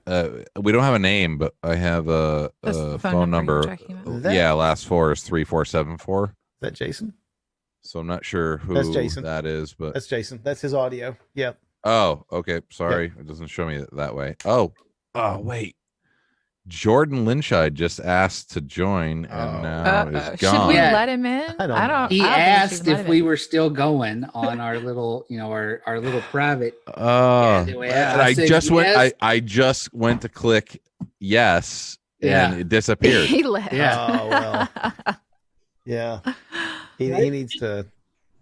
His Facebook thing says he's in Iowa. What part of Iowa is he in? Jordan is Iowa. Yeah. I thought he was outside of Iowa City, which is about an hour and a half from me. Yeah, I really don't know. The second that cornfield on the left. I don't know. I don't know. I mean, as long as we, the 4 of us have known Jordan, I don't know that he's ever actually said what his, home base is because. No, I'm not sure. I don't know. Yeah, let's say based on what I seen, it looked like he was right around Iowa City.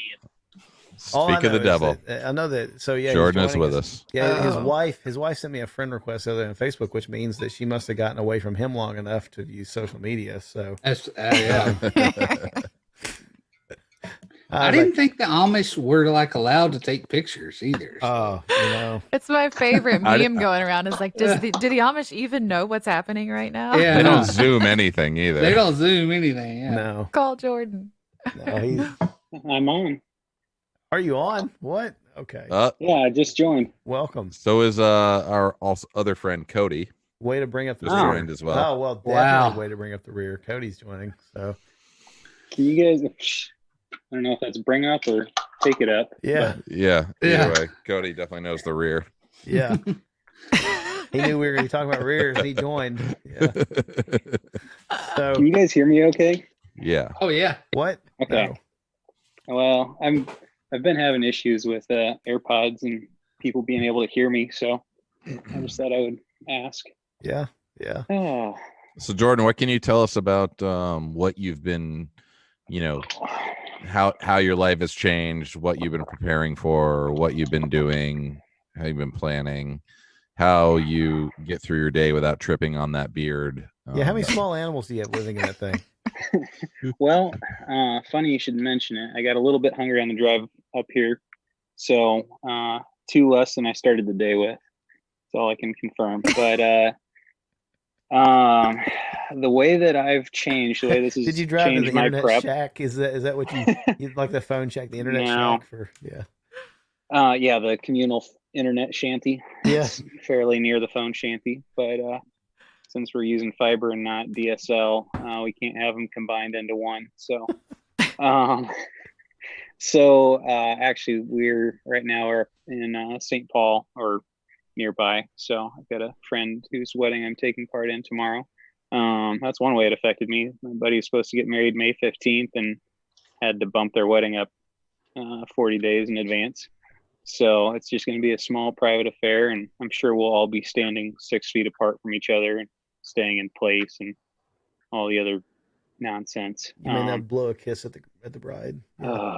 Yeah. So, but besides that, this has been kind of eye-opening for me.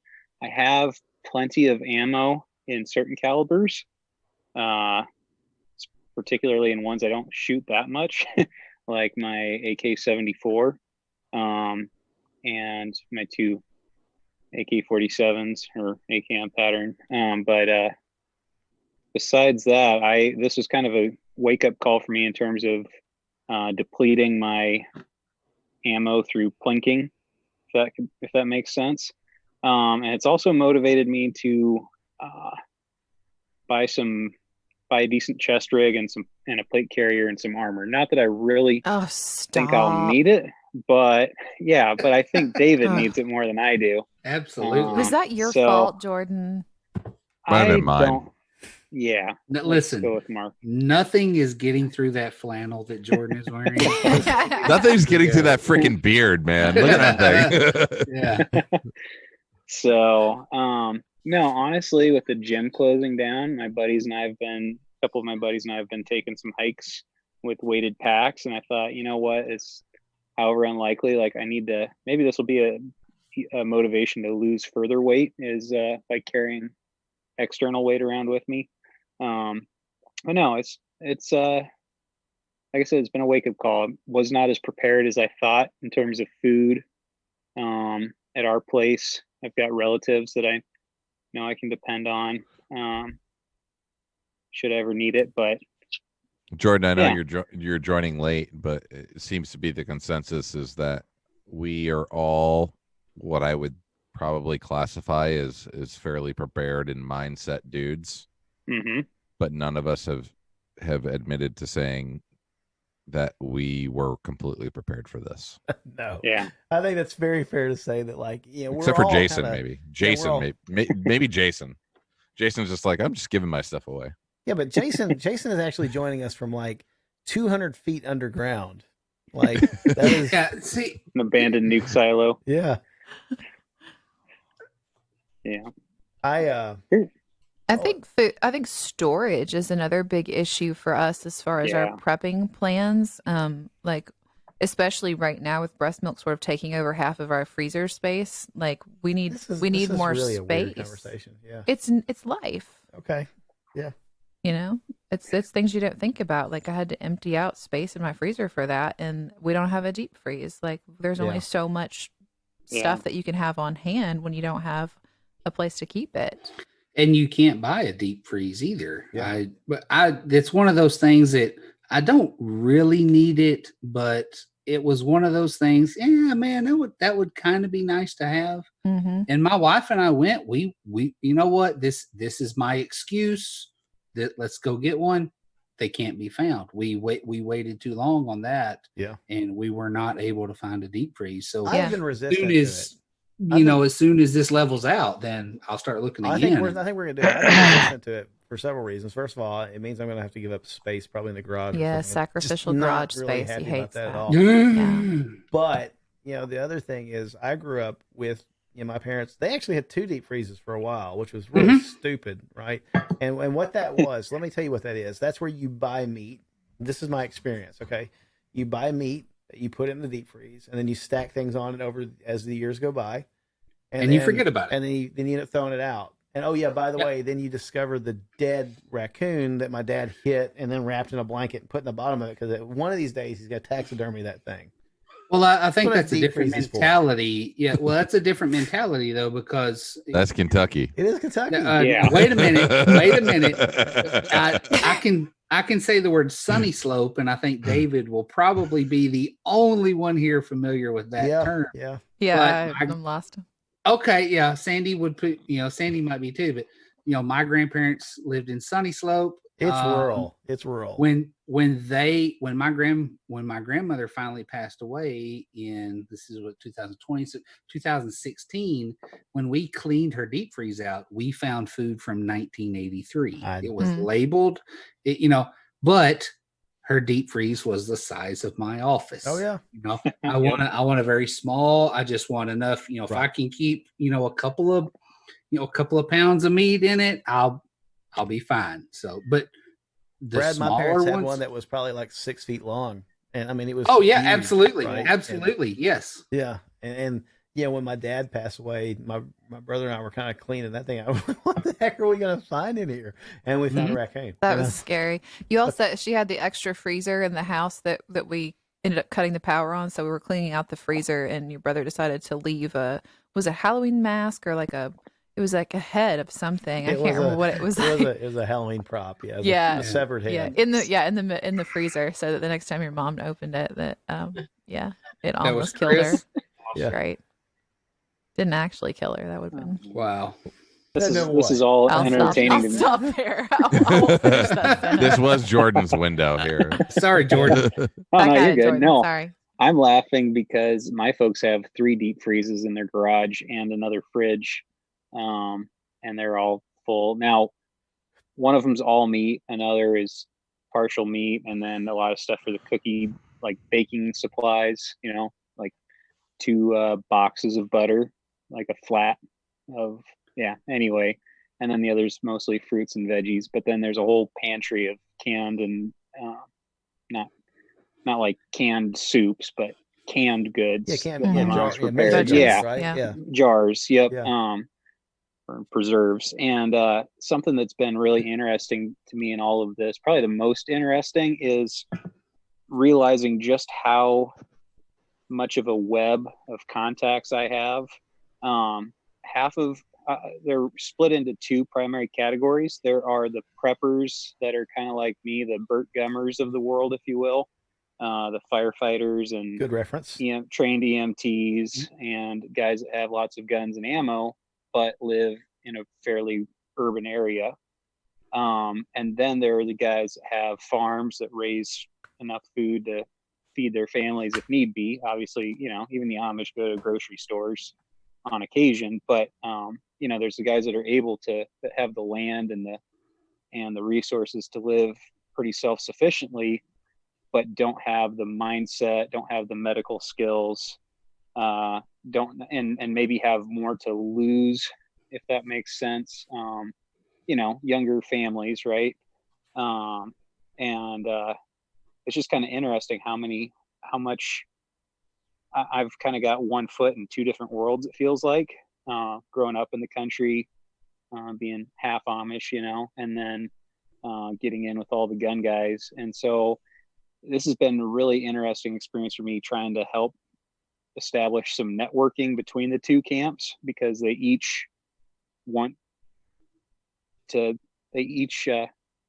have qualities and abilities that the others crave and need. But they're On this side, all we have the somewhat Tiger King. paranoid. Right? Yeah. On that side, you have canned goods and sustenance. So exactly. we can bring You've gotta- perversion to the Amish community, and You've got to have the tigers. guy with the tigers, with 200 tigers, and the guy with the semi full of expired meat. So yeah. But it's just funny because there's a lot of guys that are pretty nervous and careful about who they let onto their farm and who they express what to. And I think that's probably the biggest thing I've learned is like, hey, we need to be building these relationships between people in times of peace and relative certainty, so we're not all scrambling when there's shortages, right? Mark, what are you thinking, man? Like you're. I know. I'm sorry. Continue, Jordan. Well, no, that's all. Hold I on a had. second. Do you see an influx of people from out of state? You see people flocking to these rural areas that wouldn't normally be there? Yeah. I'm not certain I understand the question. Not really. Not yet. I mean, being in Iowa, we're one of like 6 states that doesn't have a stay in place order, I guess. And the only people that would be coming here for refuge would be from Illinois, I guess. I'm from New Hampshire, and we have, I mean, we're starting to have more of an influx of cases or whatever else, but sure, in my county, we're still like 13, 14, 15 people maybe. And we're seeing more and more out of state plates from Massachusetts, New York, Rhode Island, places that are affected more than we are. Mm-hmm. So I live fairly close to the. Eddie's kind of there nodding yes. I mean, are you seeing that in more rural parts of Tennessee? Tullahoma. Absolutely. In Middle Tennessee, one of the first things that I noticed about 3 weeks ago, I went to Manchester, Tennessee, which is on the interstate, and I drove by the Starbucks and the Walmart, and all of the license plates in the Starbucks and about a quarter of the license plates in the Walmart were from New Jersey, New York, Pennsylvania, a couple from Florida, almost predominantly out of state. And lately in Tullahoma, which is that land between Bonnaroo and Jack Daniels, as I mentioned before, we never get out of state. I mean, you have to intentionally come here. And I've noticed a lot of New Jersey, New York, Pennsylvania, Florida, Virginia tags that just in the past couple of weeks, and we're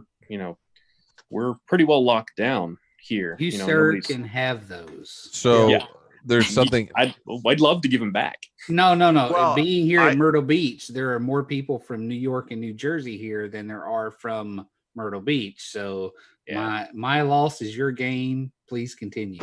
Something I'm else sure that I wanted to point out earlier is that our friend Jeremy, that's with the group, absolutely 100% owns a large stake and share of that town in Tennessee called Jack Daniels. Yeah, is that right? I would love it. I got plenty of bottles here to prove it. Frequent flyer. Yeah. 100%. And obviously this is my first time here, but Mark will tell you we share a pretty small portion of New Hampshire that right now is more or less immune to this whole thing. And I would love nothing more to go there and hide out. But unfortunately, I can't. I'm in the world every day. I'm out and about. If I could go there and not see a single person for a month, I would do it. Yeah, But that sounds like a dream. I can't consciously go there when I'm in the world every day. I can't. I can't bring this there on that off chance that I've been exposed to it. Yep. I'm ready to pay for that. Well, there's not only I- my concern in going there is not only of potentially bringing it there and to the people there, but my also concern is to leaving my life in jeopardy of the concerns that I had and that I mentioned in the beginning of the podcast. Like I can't just leave this and be like, well, hope everything's okay. Head to the cabin. Oh, you know what I obviously mean? Like not. I'm ditching everything and leaving it up to zero security and zero anything else. Just you can't just pick up and go. But it sounds super nice to just go there and forget about it, because as of now, it's not there, and that is a wonderful thought at this point in time, because I was talking to my wife earlier today, and you go out every day, and Friday night you come home and it's just this sigh of relief that I don't have to go anywhere for the weekend. I don't have to be concerned about it. I don't have to think about it. I can just disconnect. And it almost reminds you of the anxiety that it brings with it. And like I said, right now we're in a pretty safe place, but I'm more conscious of exposing the world to me than I am of me being exposed to the world, if that makes sense. Well, you're not being selfish, and you're being responsible. Yeah. I'm in the world every day. I'm your perfect example of the non-symptomatic carrier. Right. And that's the last thing that I want to do.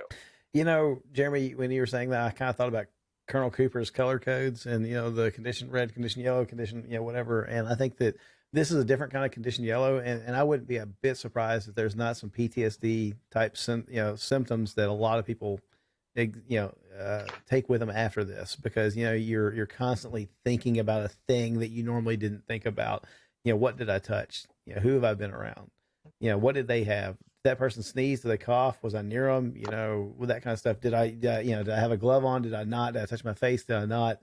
If you're in healthcare, totally different type of stress and just that it's amplified, even beyond imagination for them, I think. So it's nuts. I mean, this is a condition. Well, and I love people, and I love to help, and I love to do anything that I possibly can for anyone. And now you think about it. Well, am I going to get that close to that person? Am I going to go over there and help? Jump starting the car for an old lady. Perfect example. The other day I was at the store and this lady had a dead battery. Well, I'll jump start your car, lady, but you got to back up. Like I don't want to be that close to you. And It's got nothing to do with you. It has to do with the fact that I'm exposed to people every day and I don't want to be that close to you. Right. Yeah. It's a tough thing. That's coming from a good place though, in your heart, at least, that, you're not wanting to risk somebody else, because you're acknowledging you may be healthy enough that you may never show a symptom at all, but you might pass it on somebody that couldn't. Nate, what about you, man? Like your prep plans moving forward, what's the top one or two things that you think you might adjust? Like I said earlier, I'm a finance guy, so I'm around numbers all day. 100% finances is where I think that, we all should be focusing on. We were all talking about deep freezers. I've got a couple of freezers in the basement. One's full of game meat and one's full of, the regular staples that you go to the grocery store and buy. So I'm pretty well stocked on food, and I'm not really concerned about ammunition and stuff. That's all stuff I focus on all the time. But working with people in their finances every day, seeing the impact that it's having on everybody. I'm a single dad with 2 kids. So, money's tight for me like it is for the average guy. Definitely going to have a stronger focus on my finances. Yeah. I'm lucky to have a couple of essential jobs and I'm stable and I'm comfortable. My girlfriend, we have 2 separate households, but she's the nurse manager in the emergency room here in Vermont. So, we have income coming in for 2 separate households and we're comfortable there, but focus on your finances, and then those things that you don't think to stock up on, like buying a couple extra bottles of cleaning supplies when you go out, rather than buying that one bottle of Lysol, buy 4. She's coming home every night and basically hosing herself down in the garage because, well, she's the one testing these people. She's in contact with these people every day. So Yep.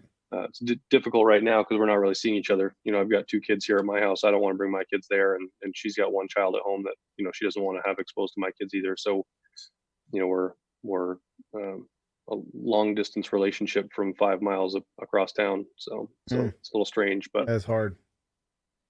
A lot of FaceTime, maybe use some Zoom meetings and things like we're, that, right? we're FaceTiming a lot, and, Facebook Messenger and all that stuff. So, well, from somebody that's got 2 nurses in the family, tell her thank you, right? Because I mean, she's Absolutely. out there at tremendous risk. And I work in a company that we own hospitals all over the country and around a couple in other parts of the world. And we just as a company we took some pay cuts this past week, and it hit me, and maybe it didn't hit me and my guys as hard as it hit others, above us, but we're taking 10%, and then there's parts of the company, even our CEO is taking 100% pay cut, and that money's going predominantly to make sure that nurses are paid, because we got hospitals that are empty right now, and we're making sure the nurses are paid because we need them there. We're gonna need them there in a few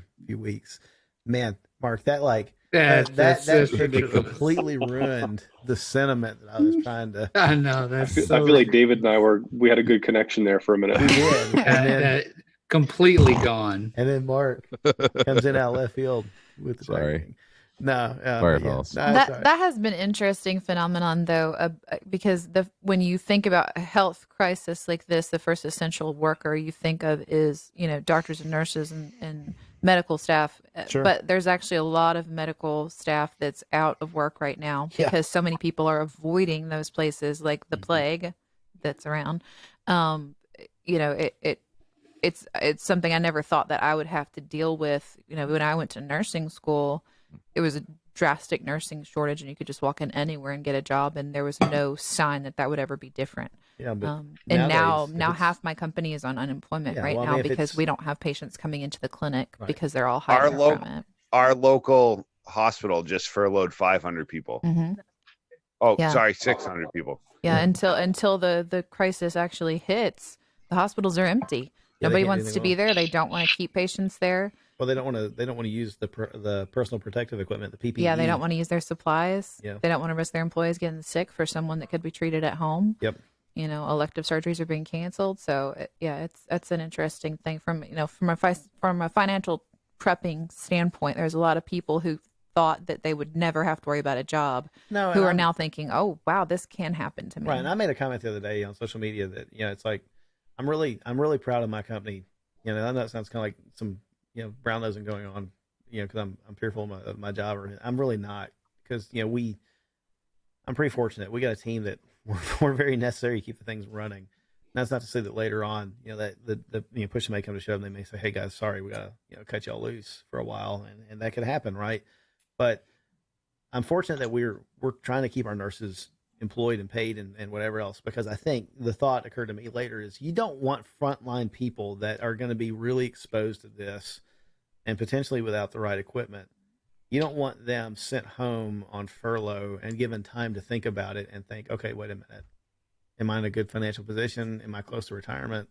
Could I just wave off and say I'm not coming back or whatever else? You don't want to do that, because the idle hands are the devil's plaything. If you give me time to think about a thing, I will overthink it. Yeah. Right. And so, or piss them off by sending them home without pay for, a month, and then go, okay, now we want you to come work 60 hours a week because, now the flood has hit. Yeah. So, I mean, I really, man, if you're listening and you're on the front line of this stuff, either as an EMT or firefighter, or, doctor, nurse, cop, whatever, appreciate you. Society needs you doing what you're doing. So, I hope that you got into it for the right reason, and it's not all about the money, because if it is about the money, it may not be enough to hold you there right now. So, yeah. So a couple more thoughts here on this. We haven't heard from Cody yet. Haven't You heard wanna from hear Cody. Yeah, Cody, are you there, man? Yeah, I'm here. Yeah. So, what about you? I mean, like, are you thinking about anything that you're going to adjust as far as your prep plans moving forward? So when this whole COVID-19 thing came into play, I was actually away from home. I was at school in Virginia, all the way across from the country from my family. Right. I'm stationed right now, active duty Army, stationed in Washington. So I was in Virginia when the whole COVID-19 thing came into play. So the biggest thing for me, I guess, when this whole thing kicked off was, just thinking about, I could have been deployed. I could have been anywhere in the world really when this whole thing kicked off. And, thinking about preparing my family for if things got worse than they are right now. And I'm stationed in Washington State, and as you guys probably know, Seattle is one of the Biggest hotspots. major. Yeah, exactly. Biggest, absolutely biggest. And I've been in the market, or I guess one of my biggest money makers right now is flipping guns, and I've been selling a lot of guns. And since I've been in Washington State, I've been selling more guns than I've been buying. So I haven't been obviously buying as many guns as I've been selling. So I've been in a firearms shortage, I guess. Yeah. Not really a corporation, but as far as personal income coming in for firearms, I've got shit tons of ammo. Or sorry, I don't know if we can curse on here. Tonight, yeah. Okay. All bets are off.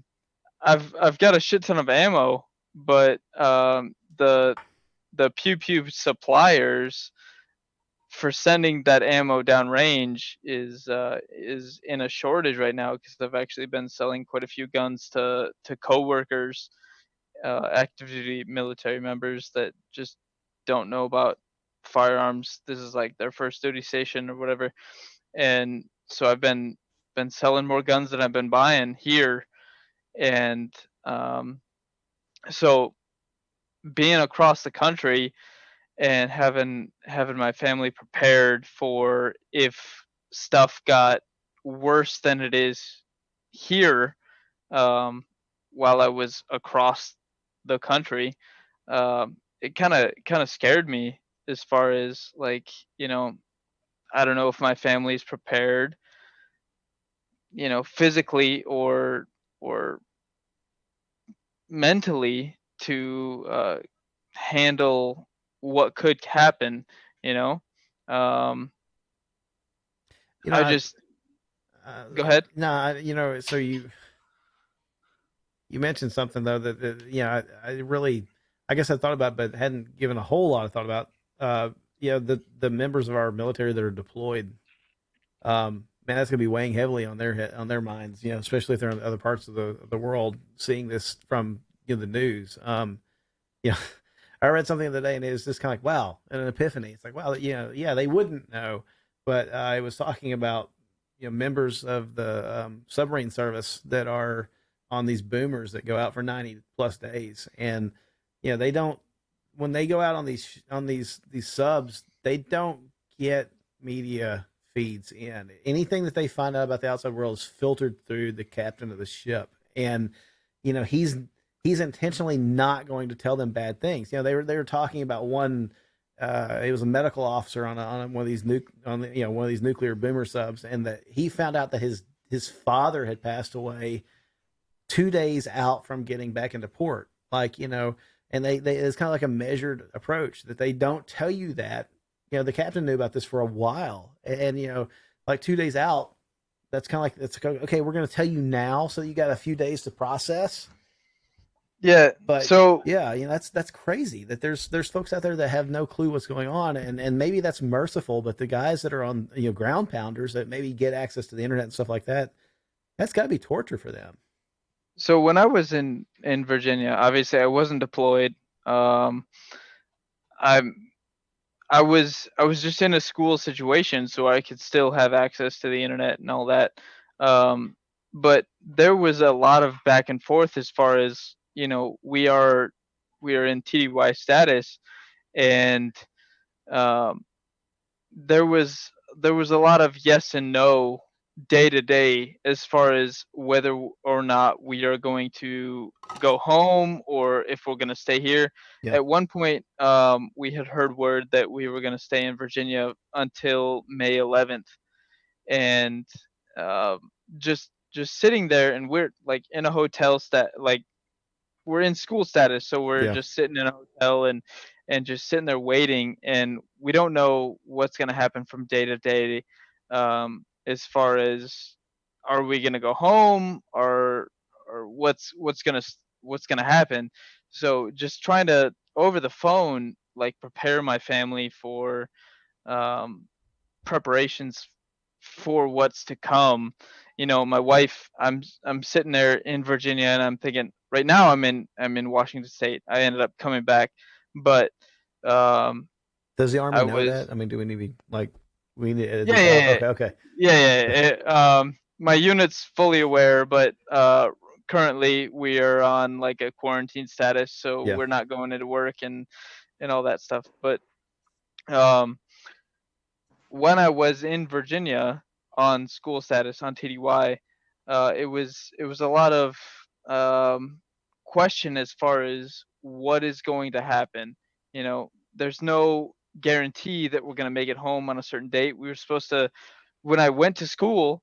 Um, this is a school that I have to go to progress to the next level, to the next rank.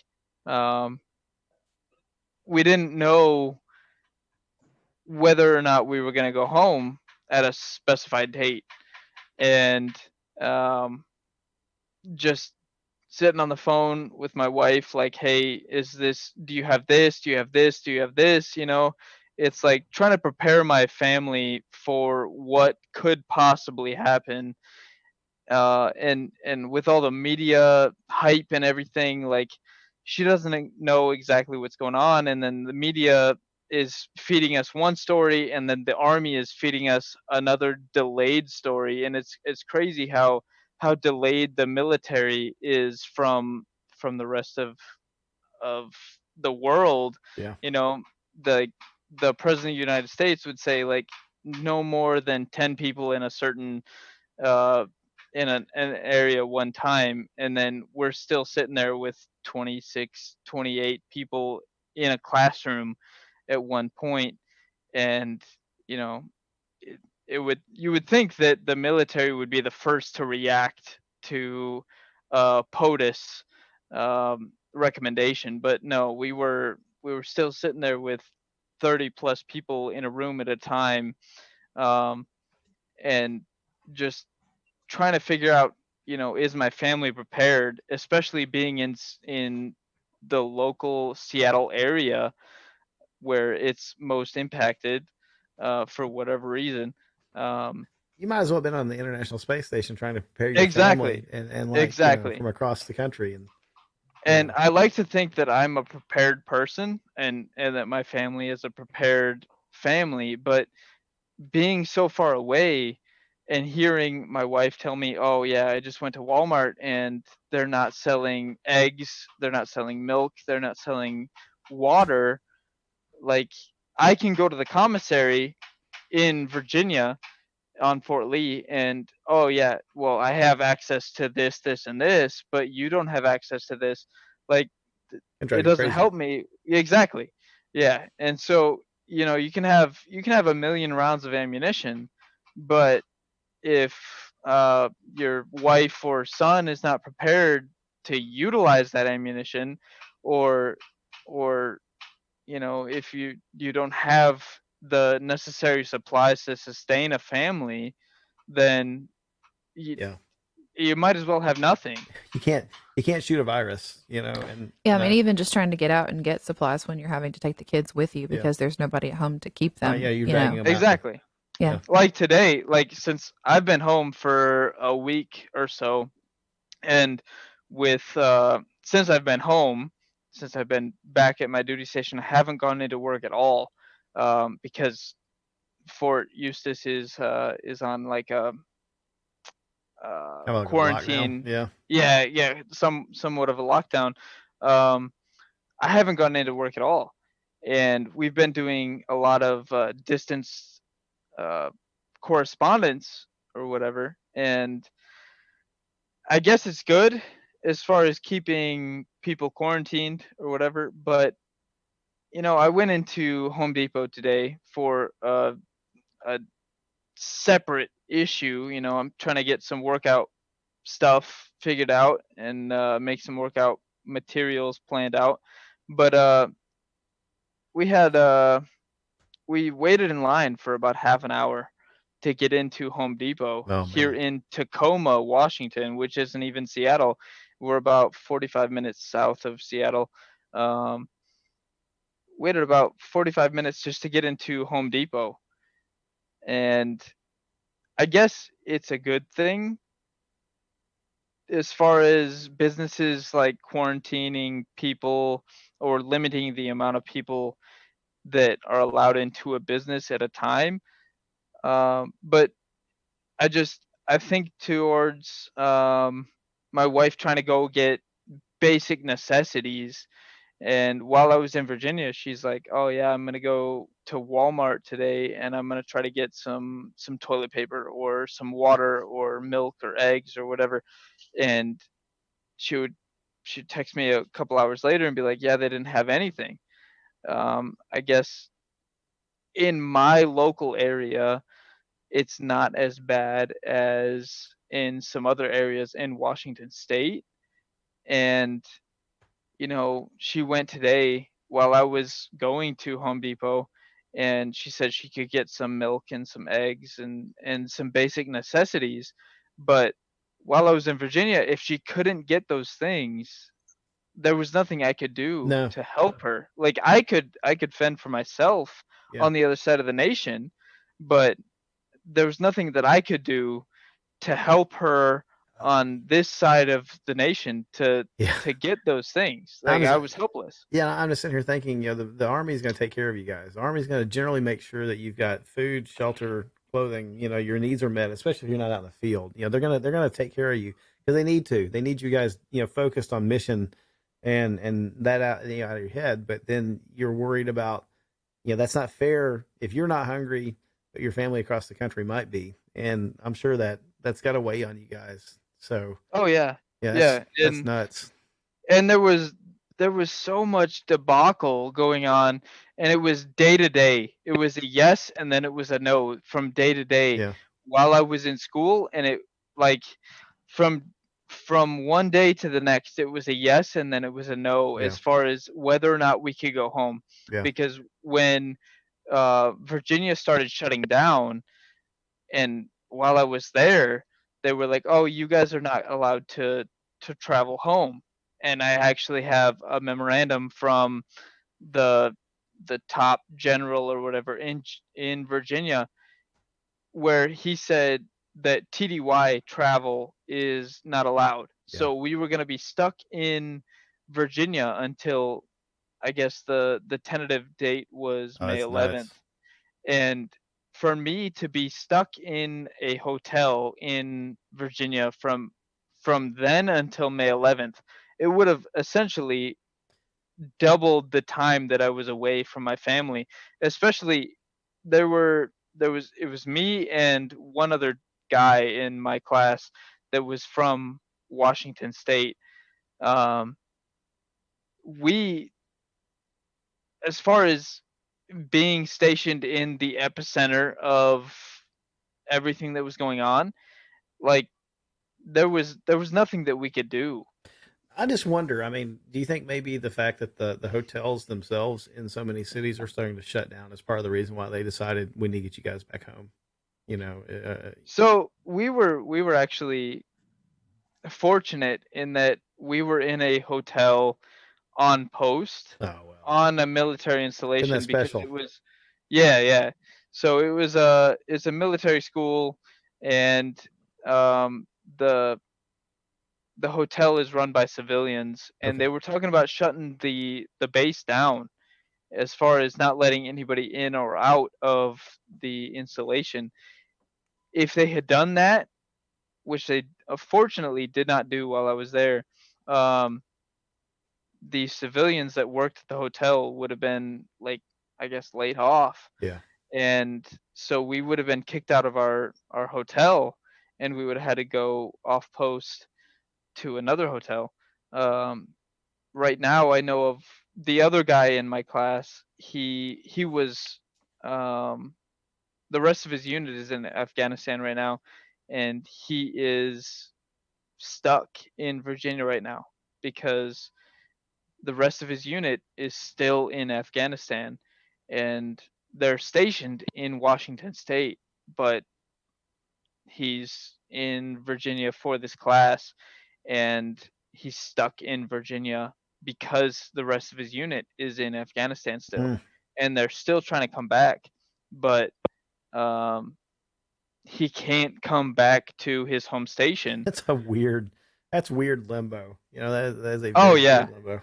yeah, and there was about 2 or 3 weeks where I didn't know what was gonna go on, what was gonna happen in the next couple weeks because um, my unit was telling me one thing, and then the schoolhouse was telling me a completely different thing, and it was a battle of general officers. In order to come back, at one point we had to have a signed memorandum from our first general officer in our command, um, and I didn't know what was going to happen. And for my family here in Washington State, you know, I didn't I didn't know if they were going to be able to prepare themselves, and if I didn't know if they were going to be able to prepare without me here. Fortunately, I'm here now, Yeah. and I can help uh, alleviate the stress of what's going on now. And fortunately, my wife is in a job where she can get paid for um, essentially hourly work, but on a salary rate, Hmm. and she doesn't have to necessarily be there to get paid. Yeah. So, but there's a whole bunch of people where their only income, or in this time right now where people are getting laid off, now their only income is the military. They're not going to be able to sustain the same life practices or the same type of life that they have been while both parties, the military member and the spouse, are both working.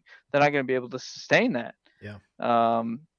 So I feel very fortunate that my wife's job is still paying her the same as if she were there every single day, and she's not. But um, there's a lot of military members where the child development centers have closed down. So Yeah, they're uh, stuck. exactly. So Saying there will be a lot more dependas on OnlyFans now. oh yeah, Yeah. yeah. There's So a lot of people who have gotten laid off. A lot of military spouses who have stopped working completely, sure. and Well, just that to take is. care of children, or they can't work at this point, Yeah. and so they're relying specifically on the military income. Right. And if you're not prepared for that, Yeah, then that's hard. That's going to add an additional stress for the enlisted members too. That now they don't have that other exactly. revenue stream. Mark, so I know that you and I were talking. You've got a topic that you want to talk about. As we kind of narrow in, I guess, on the end here of the episode. And I don't know how much longer it's going to run. So I'll say real quickly. Some of y'all are troopers. You've been with us for nearly 3 hours tonight, so thank you. Appreciate that. This episode was for you guys to, we wanted to hear from you and give you guys a podium really to speak from and tell us what's going on. So thanks for doing it. If you have to go, I understand. Feel free to come in and out as you need. But Mark, what is it that you said you had something that kind of hit close to home for some folks, right? Yeah. So my situation feels very interesting and challenging, and I realized today, nobody is in any of this alone, and I'm sure that a lot of people are maybe experiencing the same issues that I am. So the biggest, if I'm going to be honest, the biggest challenge that I have had is that my daughter, my 12-year-old, is from a previous relationship, and at the end of the day, when it comes right down to it, if there is a lockdown or a situation where she is going to be put in a place and stuck there, she wants to be with her mom. And I understand it. I respect it. But knowing what I know about her mom and knowing what I know about myself, I feel like, well, I don't feel like, I know that I am a safer place for her to be. Yeah. Right. And we are 50-50 split custody. So we're always been very managed. We've never been to court whatsoever. It's just been an agreement between us. We've always got along great, so on and so forth. Her mom wants her as well. So I am all of a sudden kind of the third wheel that feels like I don't really have a say, and my say isn't really, Man, yeah. There's a lot of people. There's a lot of people having those issues. Yeah, I mean, or you've got one parent that's taking it really seriously and one parent that's not, and you don't know whether you should, go back and forth. Especially if you've got other kids in the house, like y'all have Sawyer. If she goes over there and comes back, who's she going to be exposed to, and what's she going to bring home? The next time. Not only do we have Sawyer, but her mom's in a relationship with somebody that has a 4-year-old. Yeah. So there's a house that has split, and it's just like all of a sudden there's the wild card, right? We don't know about that child. We don't know about that child's mother. We don't know about that child's home life. Are they coming and going? Are they going shopping? Are they doing this? Are they doing that? And then we have my daughter bouncing back and forth between our house and their house. And it's just like, holy shit. What could eventually I need to make this decision, and when it comes right down to it, I mean, I made the decision yesterday, but it's horrible, right? This is the hardest thing I've probably ever had to do as a parent. It was like I need to make that decision. I need to say, okay, I guess not even necessarily make the decision, because I kind of feel like it was made without me, because she wants to be with her mom and her mom wants her to be with her. And here I am knowing that I am the safer place to be. I am the more prepared place to be. I'm the better place for her. Yet it's not necessarily what she wants. And I have to respect that. Yep. And it's made a very hard and challenging time for me personally, because am I going to be just the complete asshole and be like, no, hard no, you're not going there, like you're not going to be with your mom? No, I mean, I can't do that, and I don't think that's the right thing to do, even though I kind of feel like it's the right thing to do.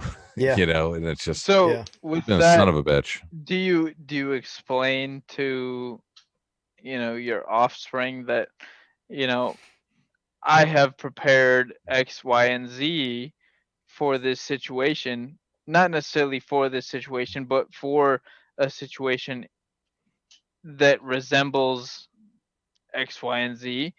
And do you explain that to them so that? So Andy, I typically call her the spawn rather than offspring. And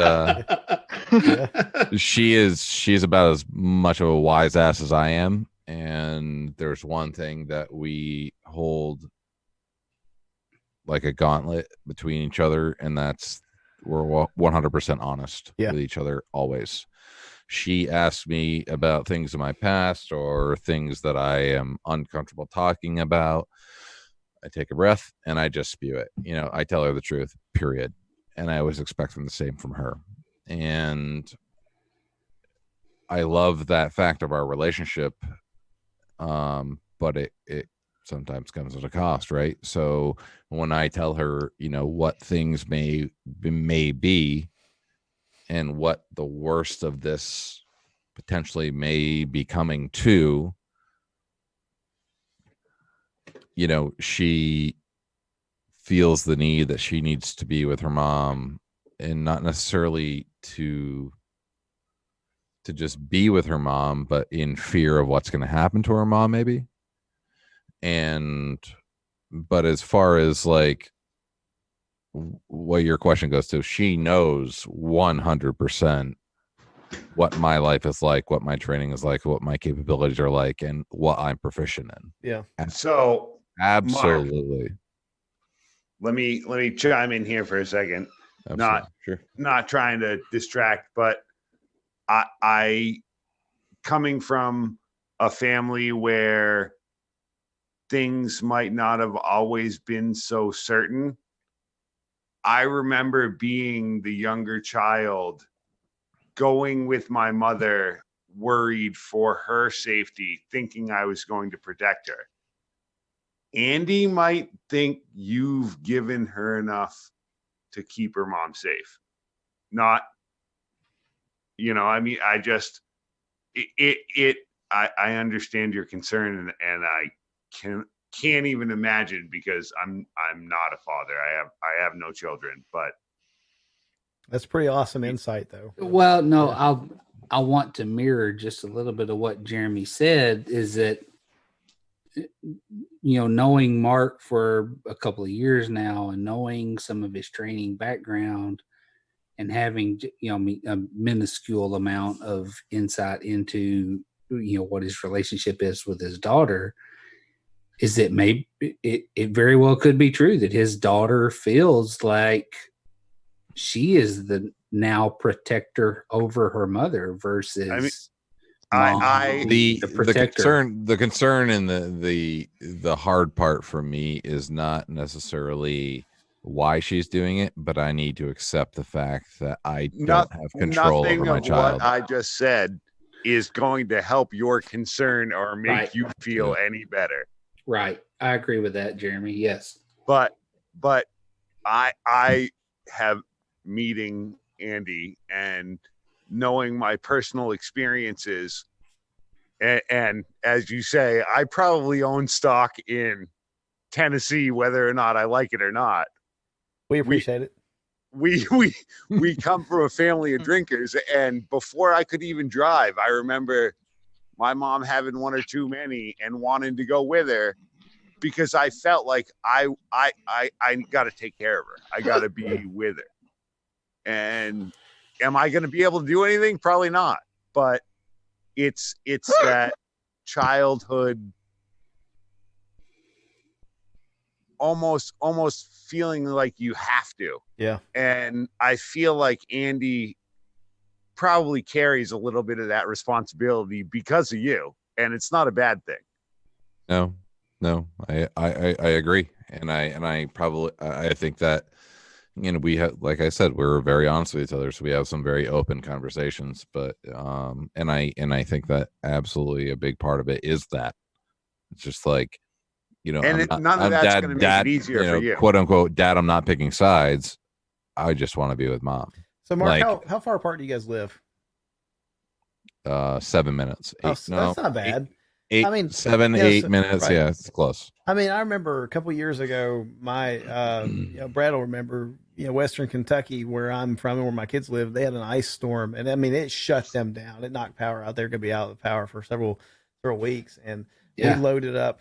At that time, I had a diesel Ford pickup, and I could find gasoline. I could find diesel, right, and we could even find some gasoline and kerosene, things like that in here. They could not in Kentucky. hey, they could find diesel. And so I said, well, I'm in a perfect position to drive 3 hours to deliver you guys some gasoline and things like that to make it through the next few weeks with a generator. And actually what ended up happening was we drove up there, picked them up. They came back home with us to Tennessee where we had power and electricity, and we left gasoline and things like that for, her mom or my kid's mom and, her husband. And we set them up. And I think that, the desire as a father, overrides a lot of things. It overrides any BS that may exist between us and, our exes and things like that. And, I know you, man. You're gonna do whatever you need to do. What I'm hearing is we need to kit Andy out. We need to make sure that she's got her own short barrel rifle. She's got a plate carrier. She knows how to work the angles, clear rooms, things like that. So that is exactly what I put her heard. on my truss so she has an SBR and a suppressor. Yeah. I mean, I can assure you, I feel like you Andy need to is put me probably on your going to be truck. fine. Andy has all the toys she needs. Yeah. I mean, when the boogaloo pops off and society collapses, there are no laws. There's 4-year-olds making AKs in Afghanistan, so we can do this. Yeah. Nah, I mean, it's that's why the factory grips are so small, so they fit in an 8-year-old boy's hand. Absolutely. So Nate had his hand raised in the Zoom thing. Nate, what are you thinking? I just wanted to talk to Mark's point. I'm in a similar situation. I've got a 2-year-old and a 5-year-old, and their mom lives, I'm in rural Vermont, so their mom's probably, 40 minutes from my house. And before we divorced, I bought her a big, beautiful 3-story home. So she's got a nice big house with a bunch of land. And I'm living in an apartment in a pretty, I guess, urban for Vermont area. So neighbors are close. I got a small 2-bedroom apartment. She's got this big, beautiful three-story home on 15 acres of land. So we've made the decision that, if things really pop off and it gets nasty, I'm definitely the more prepared and more financially stable and more, trained individual as far as parents go. But just for geographic location, it makes so much more sense for them to be there. They've got land, they've got no neighbors near them. So part of my preparation has been, making sure that they have groceries. Part of my grocery shopping has been buying a few extra packages of meat, a few extra boxes of mac and cheese, a few extra, cans of tomato sauce or whatever. And when I send them back to their mom's house, just sending it with them so that I know that they've got the stuff that they need, so that they're materially prepared. It's been tough, like Mark was saying, it's hard as a dad to say, okay, here's a decision. I know that I'm far more prepared. I've got all the toys and the weapons and the training to protect them. And I know that I'm definitely more financially stable, but geographically that just makes more sense. It's a decision that I've had to make. The thing about it for me is like, it's the classic male logic versus female emotion.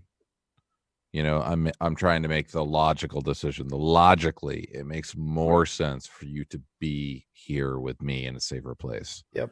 Emotionally, I 100% understand that you want to be with your mom. Yeah, I mean, I'm 36. I still want my mommy, so I get where the kids are. When things are stressful and out of your control, I mean, you run to mom. That's just what you do. She's the one that makes it okay, whether or not you're safer with the armaments around you of your dad. That's just where the kids. So let me ask you guys both a question. Nate and Mark. Not a terrible amount of distance between you guys.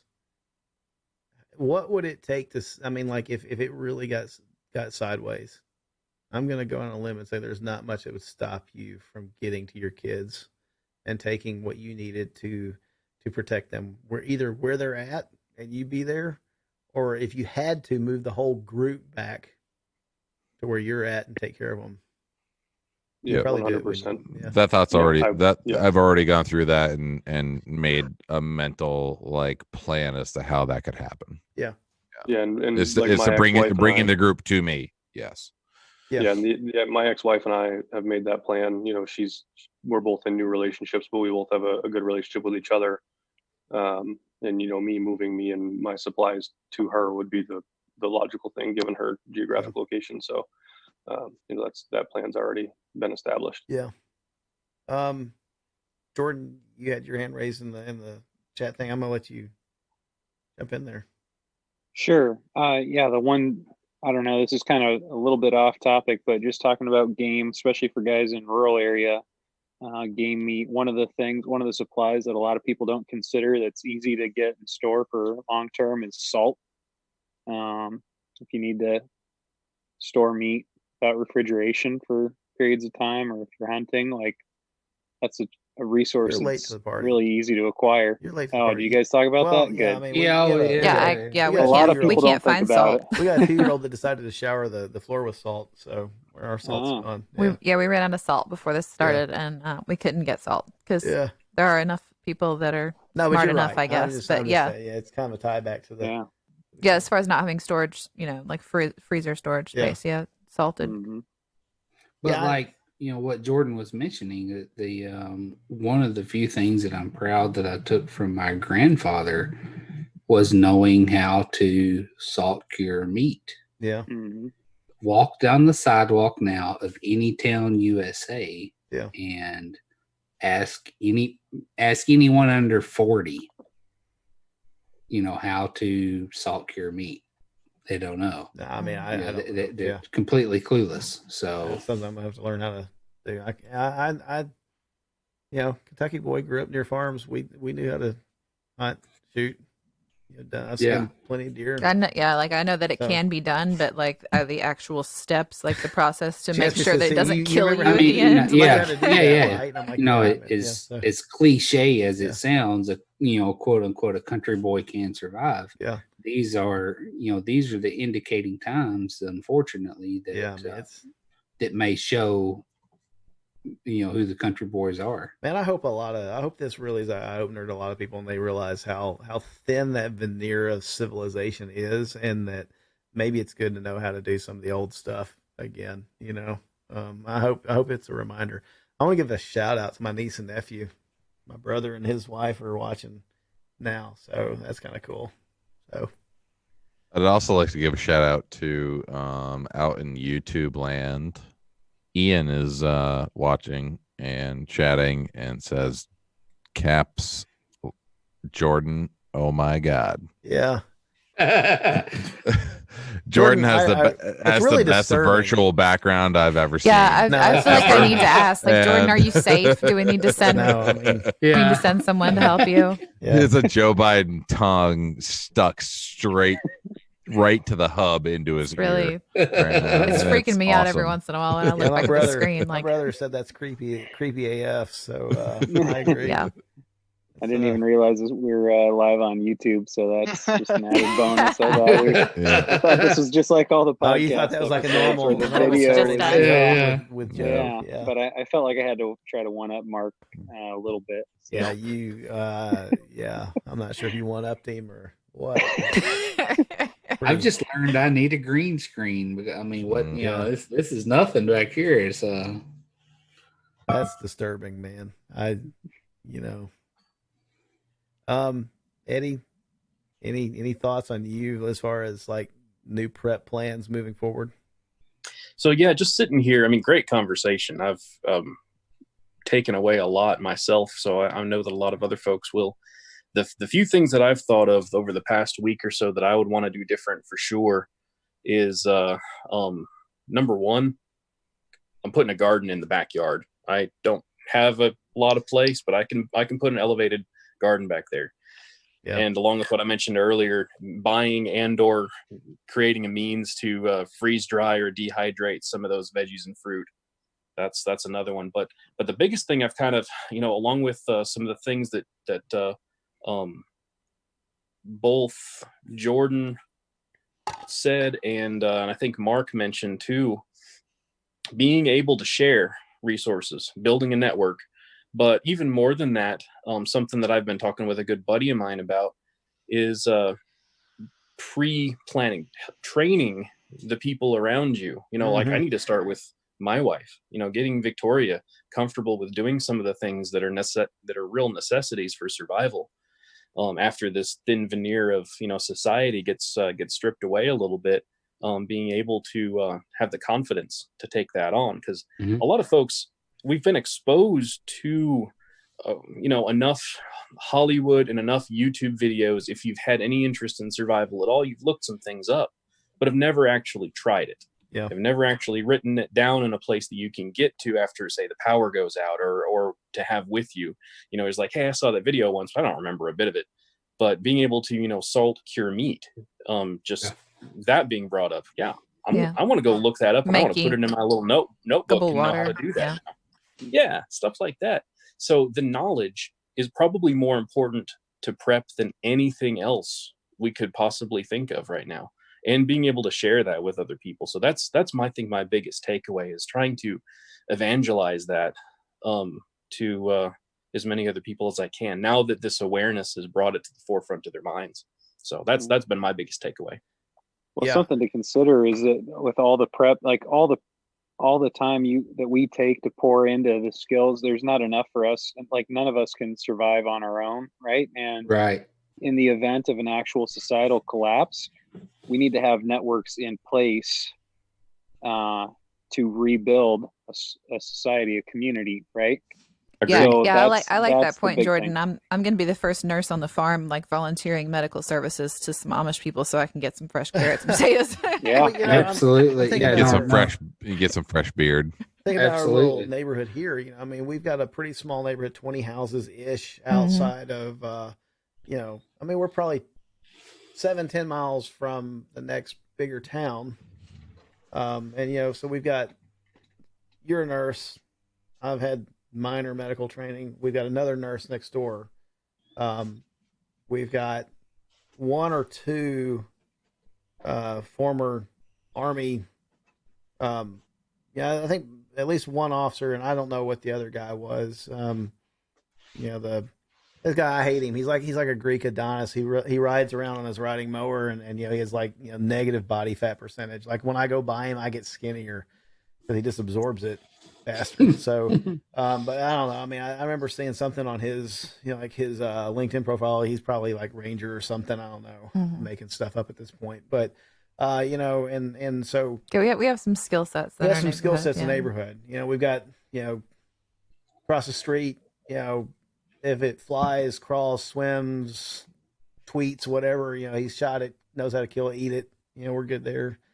I've had some, so we're pretty good out here, but as a community, we haven't really done much to, talk to each other even now and say like, what do you know how to do? Right. How could we survive? Mark, you made a comment about like when the power goes out, how do you get to knowledge? And, I forget when I bought this stuff, it wasn't too long ago, really. I don't know what prompted me to do it, but it was like, I picked up this one, the SAS Survival Handbook. I mean, this is a big, thick book, and it's got all sorts of things in here about, austere medicine and, plants to eat and, craziness like that. And then another one was the Bushcraft 101, survival guide. And I intentionally bought these as physical books and not Kindle books because what happens when the power goes out?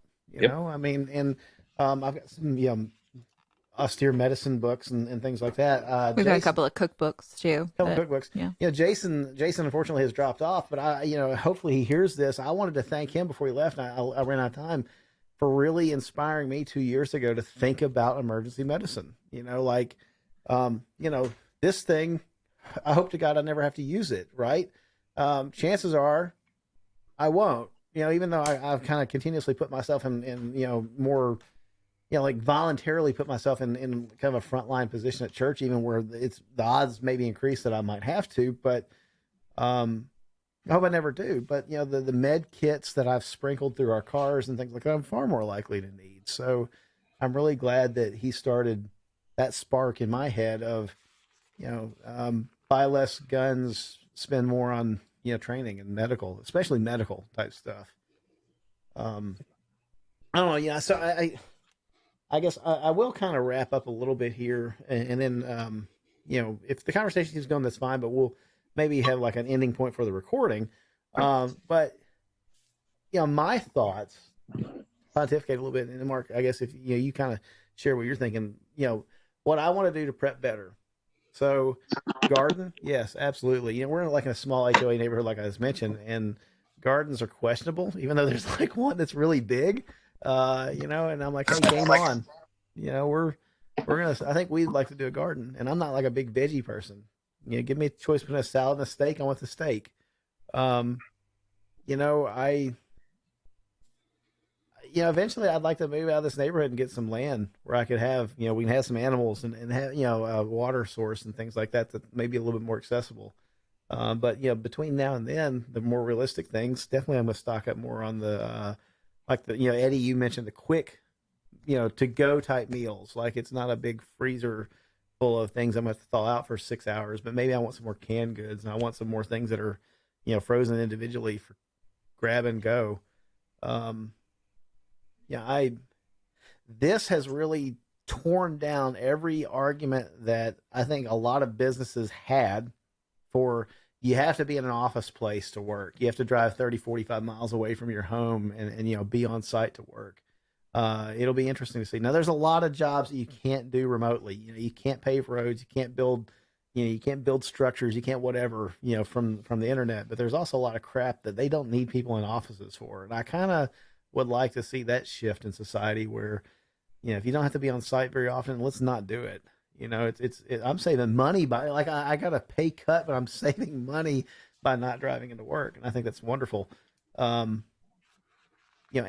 I think I'd like to be more diligent about if I buy a box of ammo for training, I also buy a similar box to set aside for, my strategic reserve.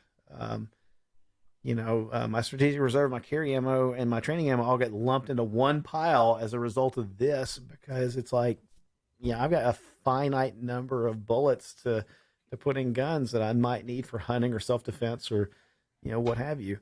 I think that,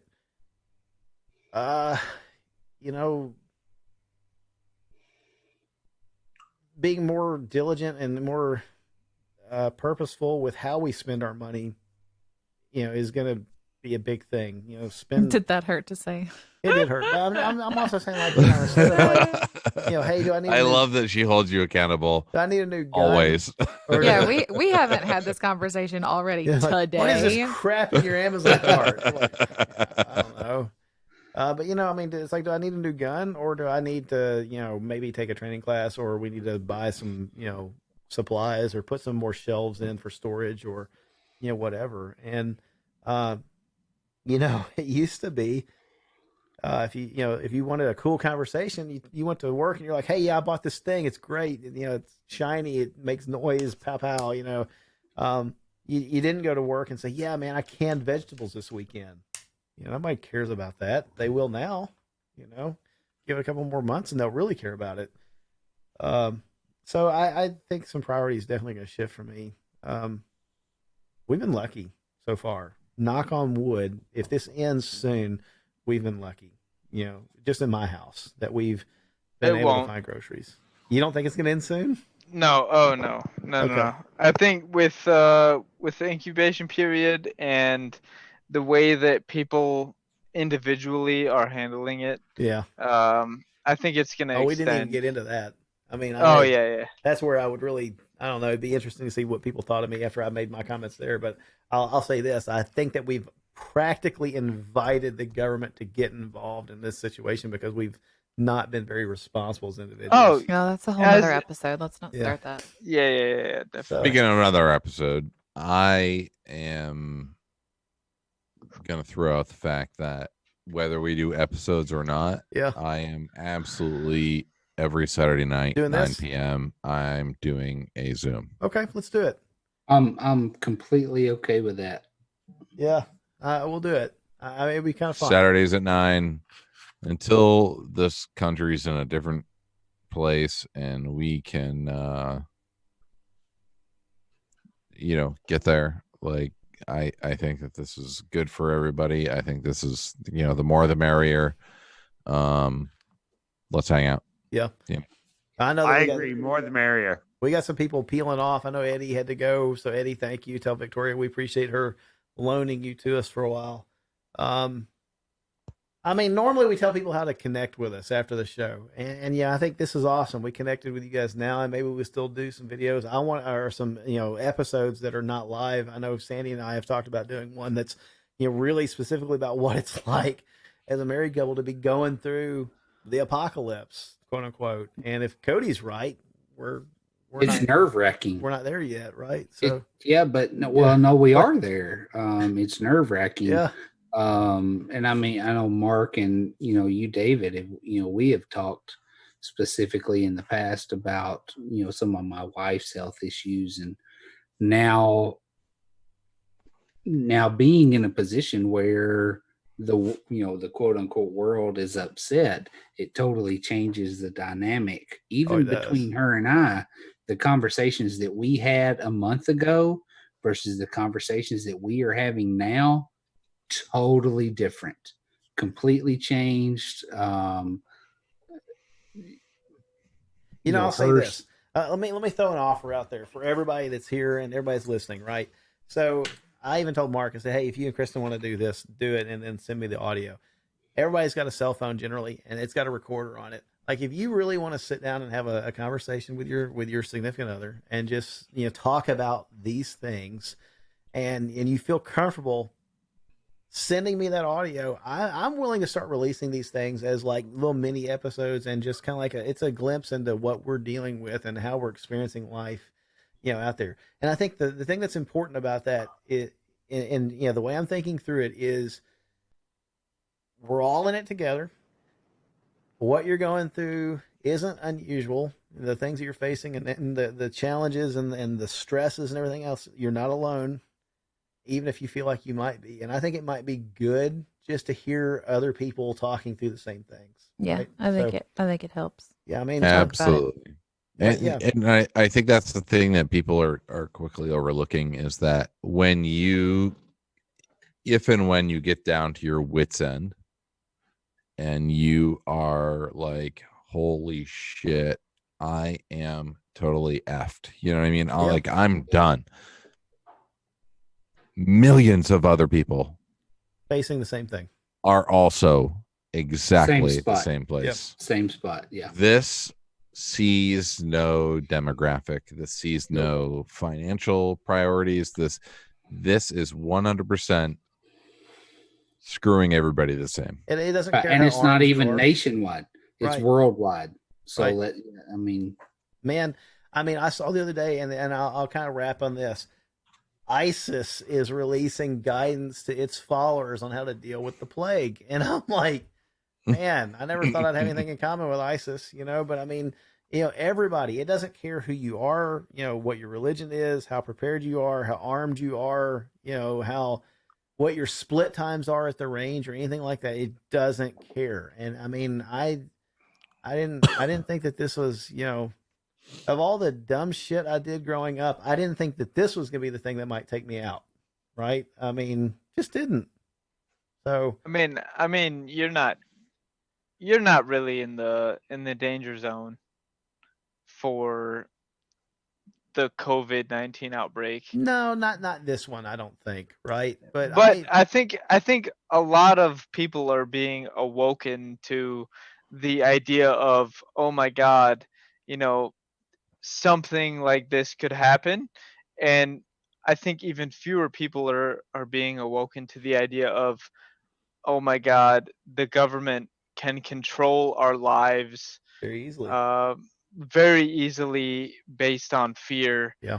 And that's a whole other conversation I want to have with him. Oh yeah, I mean, definitely. I want to have it with not with you, Cody, but maybe with Bodie Cush, right? To talk about how it feels to be a man that's employed by the government and might be called upon at some point to be an arm of that, But I say that kind of tongue in cheek because I know good and well that there's countless enlisted that, push comes to shove, you're going to side with the American people, and so I get that. But, I tell you, this virus may not be the thing that takes some of us out, but the secondary effects might be, especially if it continues to go on for very long and there's a lot of haves and have-nots. The have-nots are going to become maybe a problem, right? So I think it'll be interesting to see how many people actually learn from this experience moving forward. As far as my preparations were not adequate, or the government, quote unquote, could do this X, Y, and Z based on A, B, and C. And I think it's interesting to see how people are reacting right now to what's going on currently in the world globally, um, as far as it impacts us nationally. And I think that there are a lot of people that are going to be awoken to, Oh, just how fragile things are. I mean, if just nothing just else. Yeah. how fragile the global economy is actually. Yep. I think that in the United States we sit in a good place, as far as, you know after all of this we're going to bounce back more than likely. 99% we're going to bounce back from all of this. And there are some people who are going to, um, they're going to benefit from this. They're going to invest in the right stocks, and they're going to end up profiting from this in the future, hopefully myself included. But I think it's going to awaken a lot of people to, um, they have that prepper show on Nat Geo or Discovery or whatever channel it is on. And a lot of people are like, "Oh yeah, these guys are crazy," Yeah. but they're gonna view this situation as, okay, if this had gotten worse, these people were prepared. Yeah. These are the people I that are need going to to run the get show. I need to get to where these people are Yep.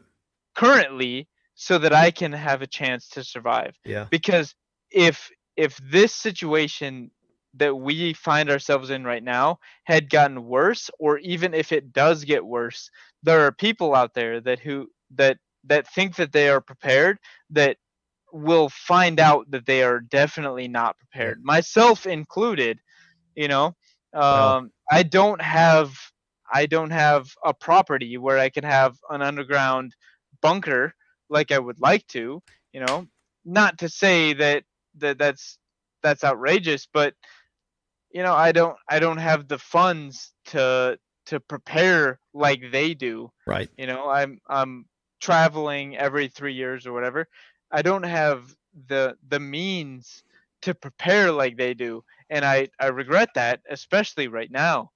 And there are a lot of people, I believe, that are out there right now that are going to realize how underprepared they actually are for a situation like this, and in which, you know regardless of how you view this virus, um it definitely could be a lot worse Well, I than it think is right now. So here's what I'll kind of summarize on this. I think this virus is a good wake up call. It's a good dry run for everybody. Hopefully we do come through this thing pretty well, and this helps us realign our priorities, and it's a warning that we need to maybe prep ourselves better. But the next one could be worse, right? And it could be something completely different. But this is a really good, the gun owning community for a long while has kind of tongue in cheek used zombies as a focus for training and like an end of the world scenario, and it was a euphemism. It was a metaphor for whatever it is that causes society to collapse. And this is a good wake up call for us. So here's what I'd like for everybody to do. So definitely take me up on the offer of, sit down and, with your families or whatever. And if you feel like recording it, great. And if you want to share it, fantastic. I'd love to, to put it out there and just share, kind of glimpses into what the community at large is going through and what you're thinking and maybe how you want to do things differently moving forward. And how it's affecting you. Right.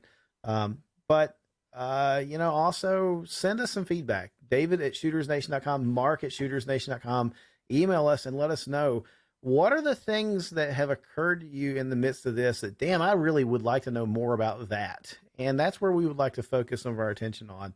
And we'll do our very best to get some experts on here and to talk about whatever those things are, whether they're medical or, being self-sufficient in some way or communications or what have you, we'll do it. Mark, I just kind of told people how they get hold of you, but I guess we ought to just say thank you to everybody.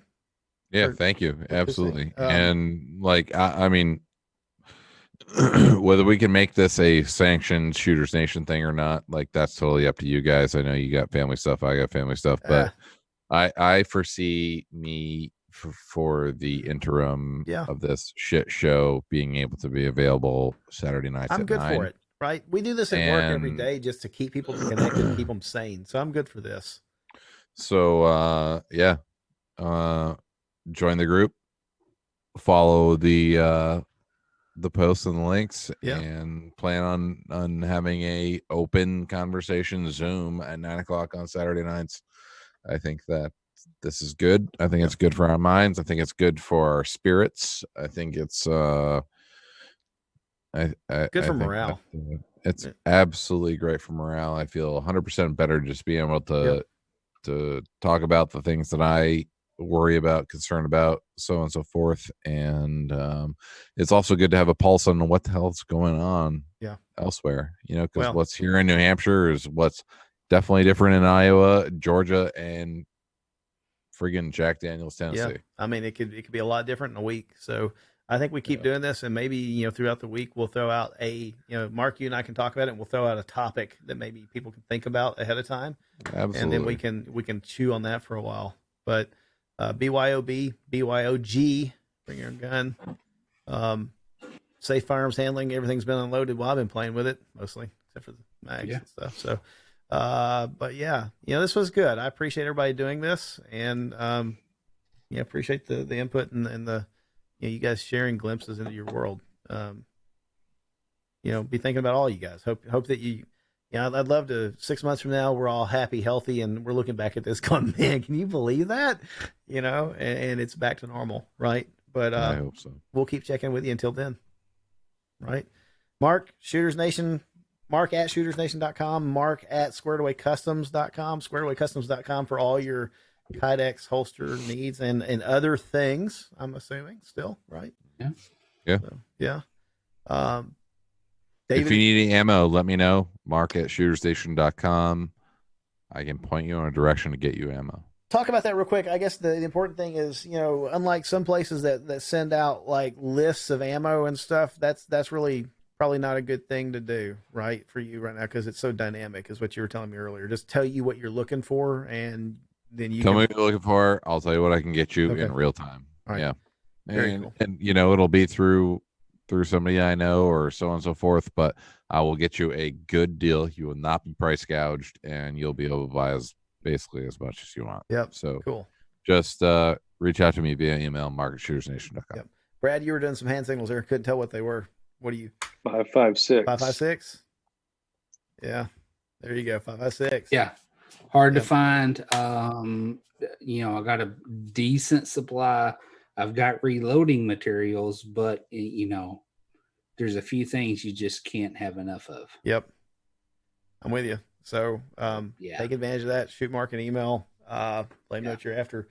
Email us. Let us know what you want us to talk about in the episodes ahead. I see that we're gonna be doing this more. I think we're gonna be doing some more episodes. We're gonna get that out there. Looking back on the past 2 months, I hate the fact that we hadn't been releasing more than we were, but it was just nuts. It couldn't happen. Now we're in a better spot, and I think we can. And more importantly, I think we kind of need to, right? So we'll be doing it. And if nothing else, we got a 4-hour episode that we can release, and people can chew on that for the rest of the week. So congratulations. If you were here, you don't have to relive it, but if you want to, go ahead.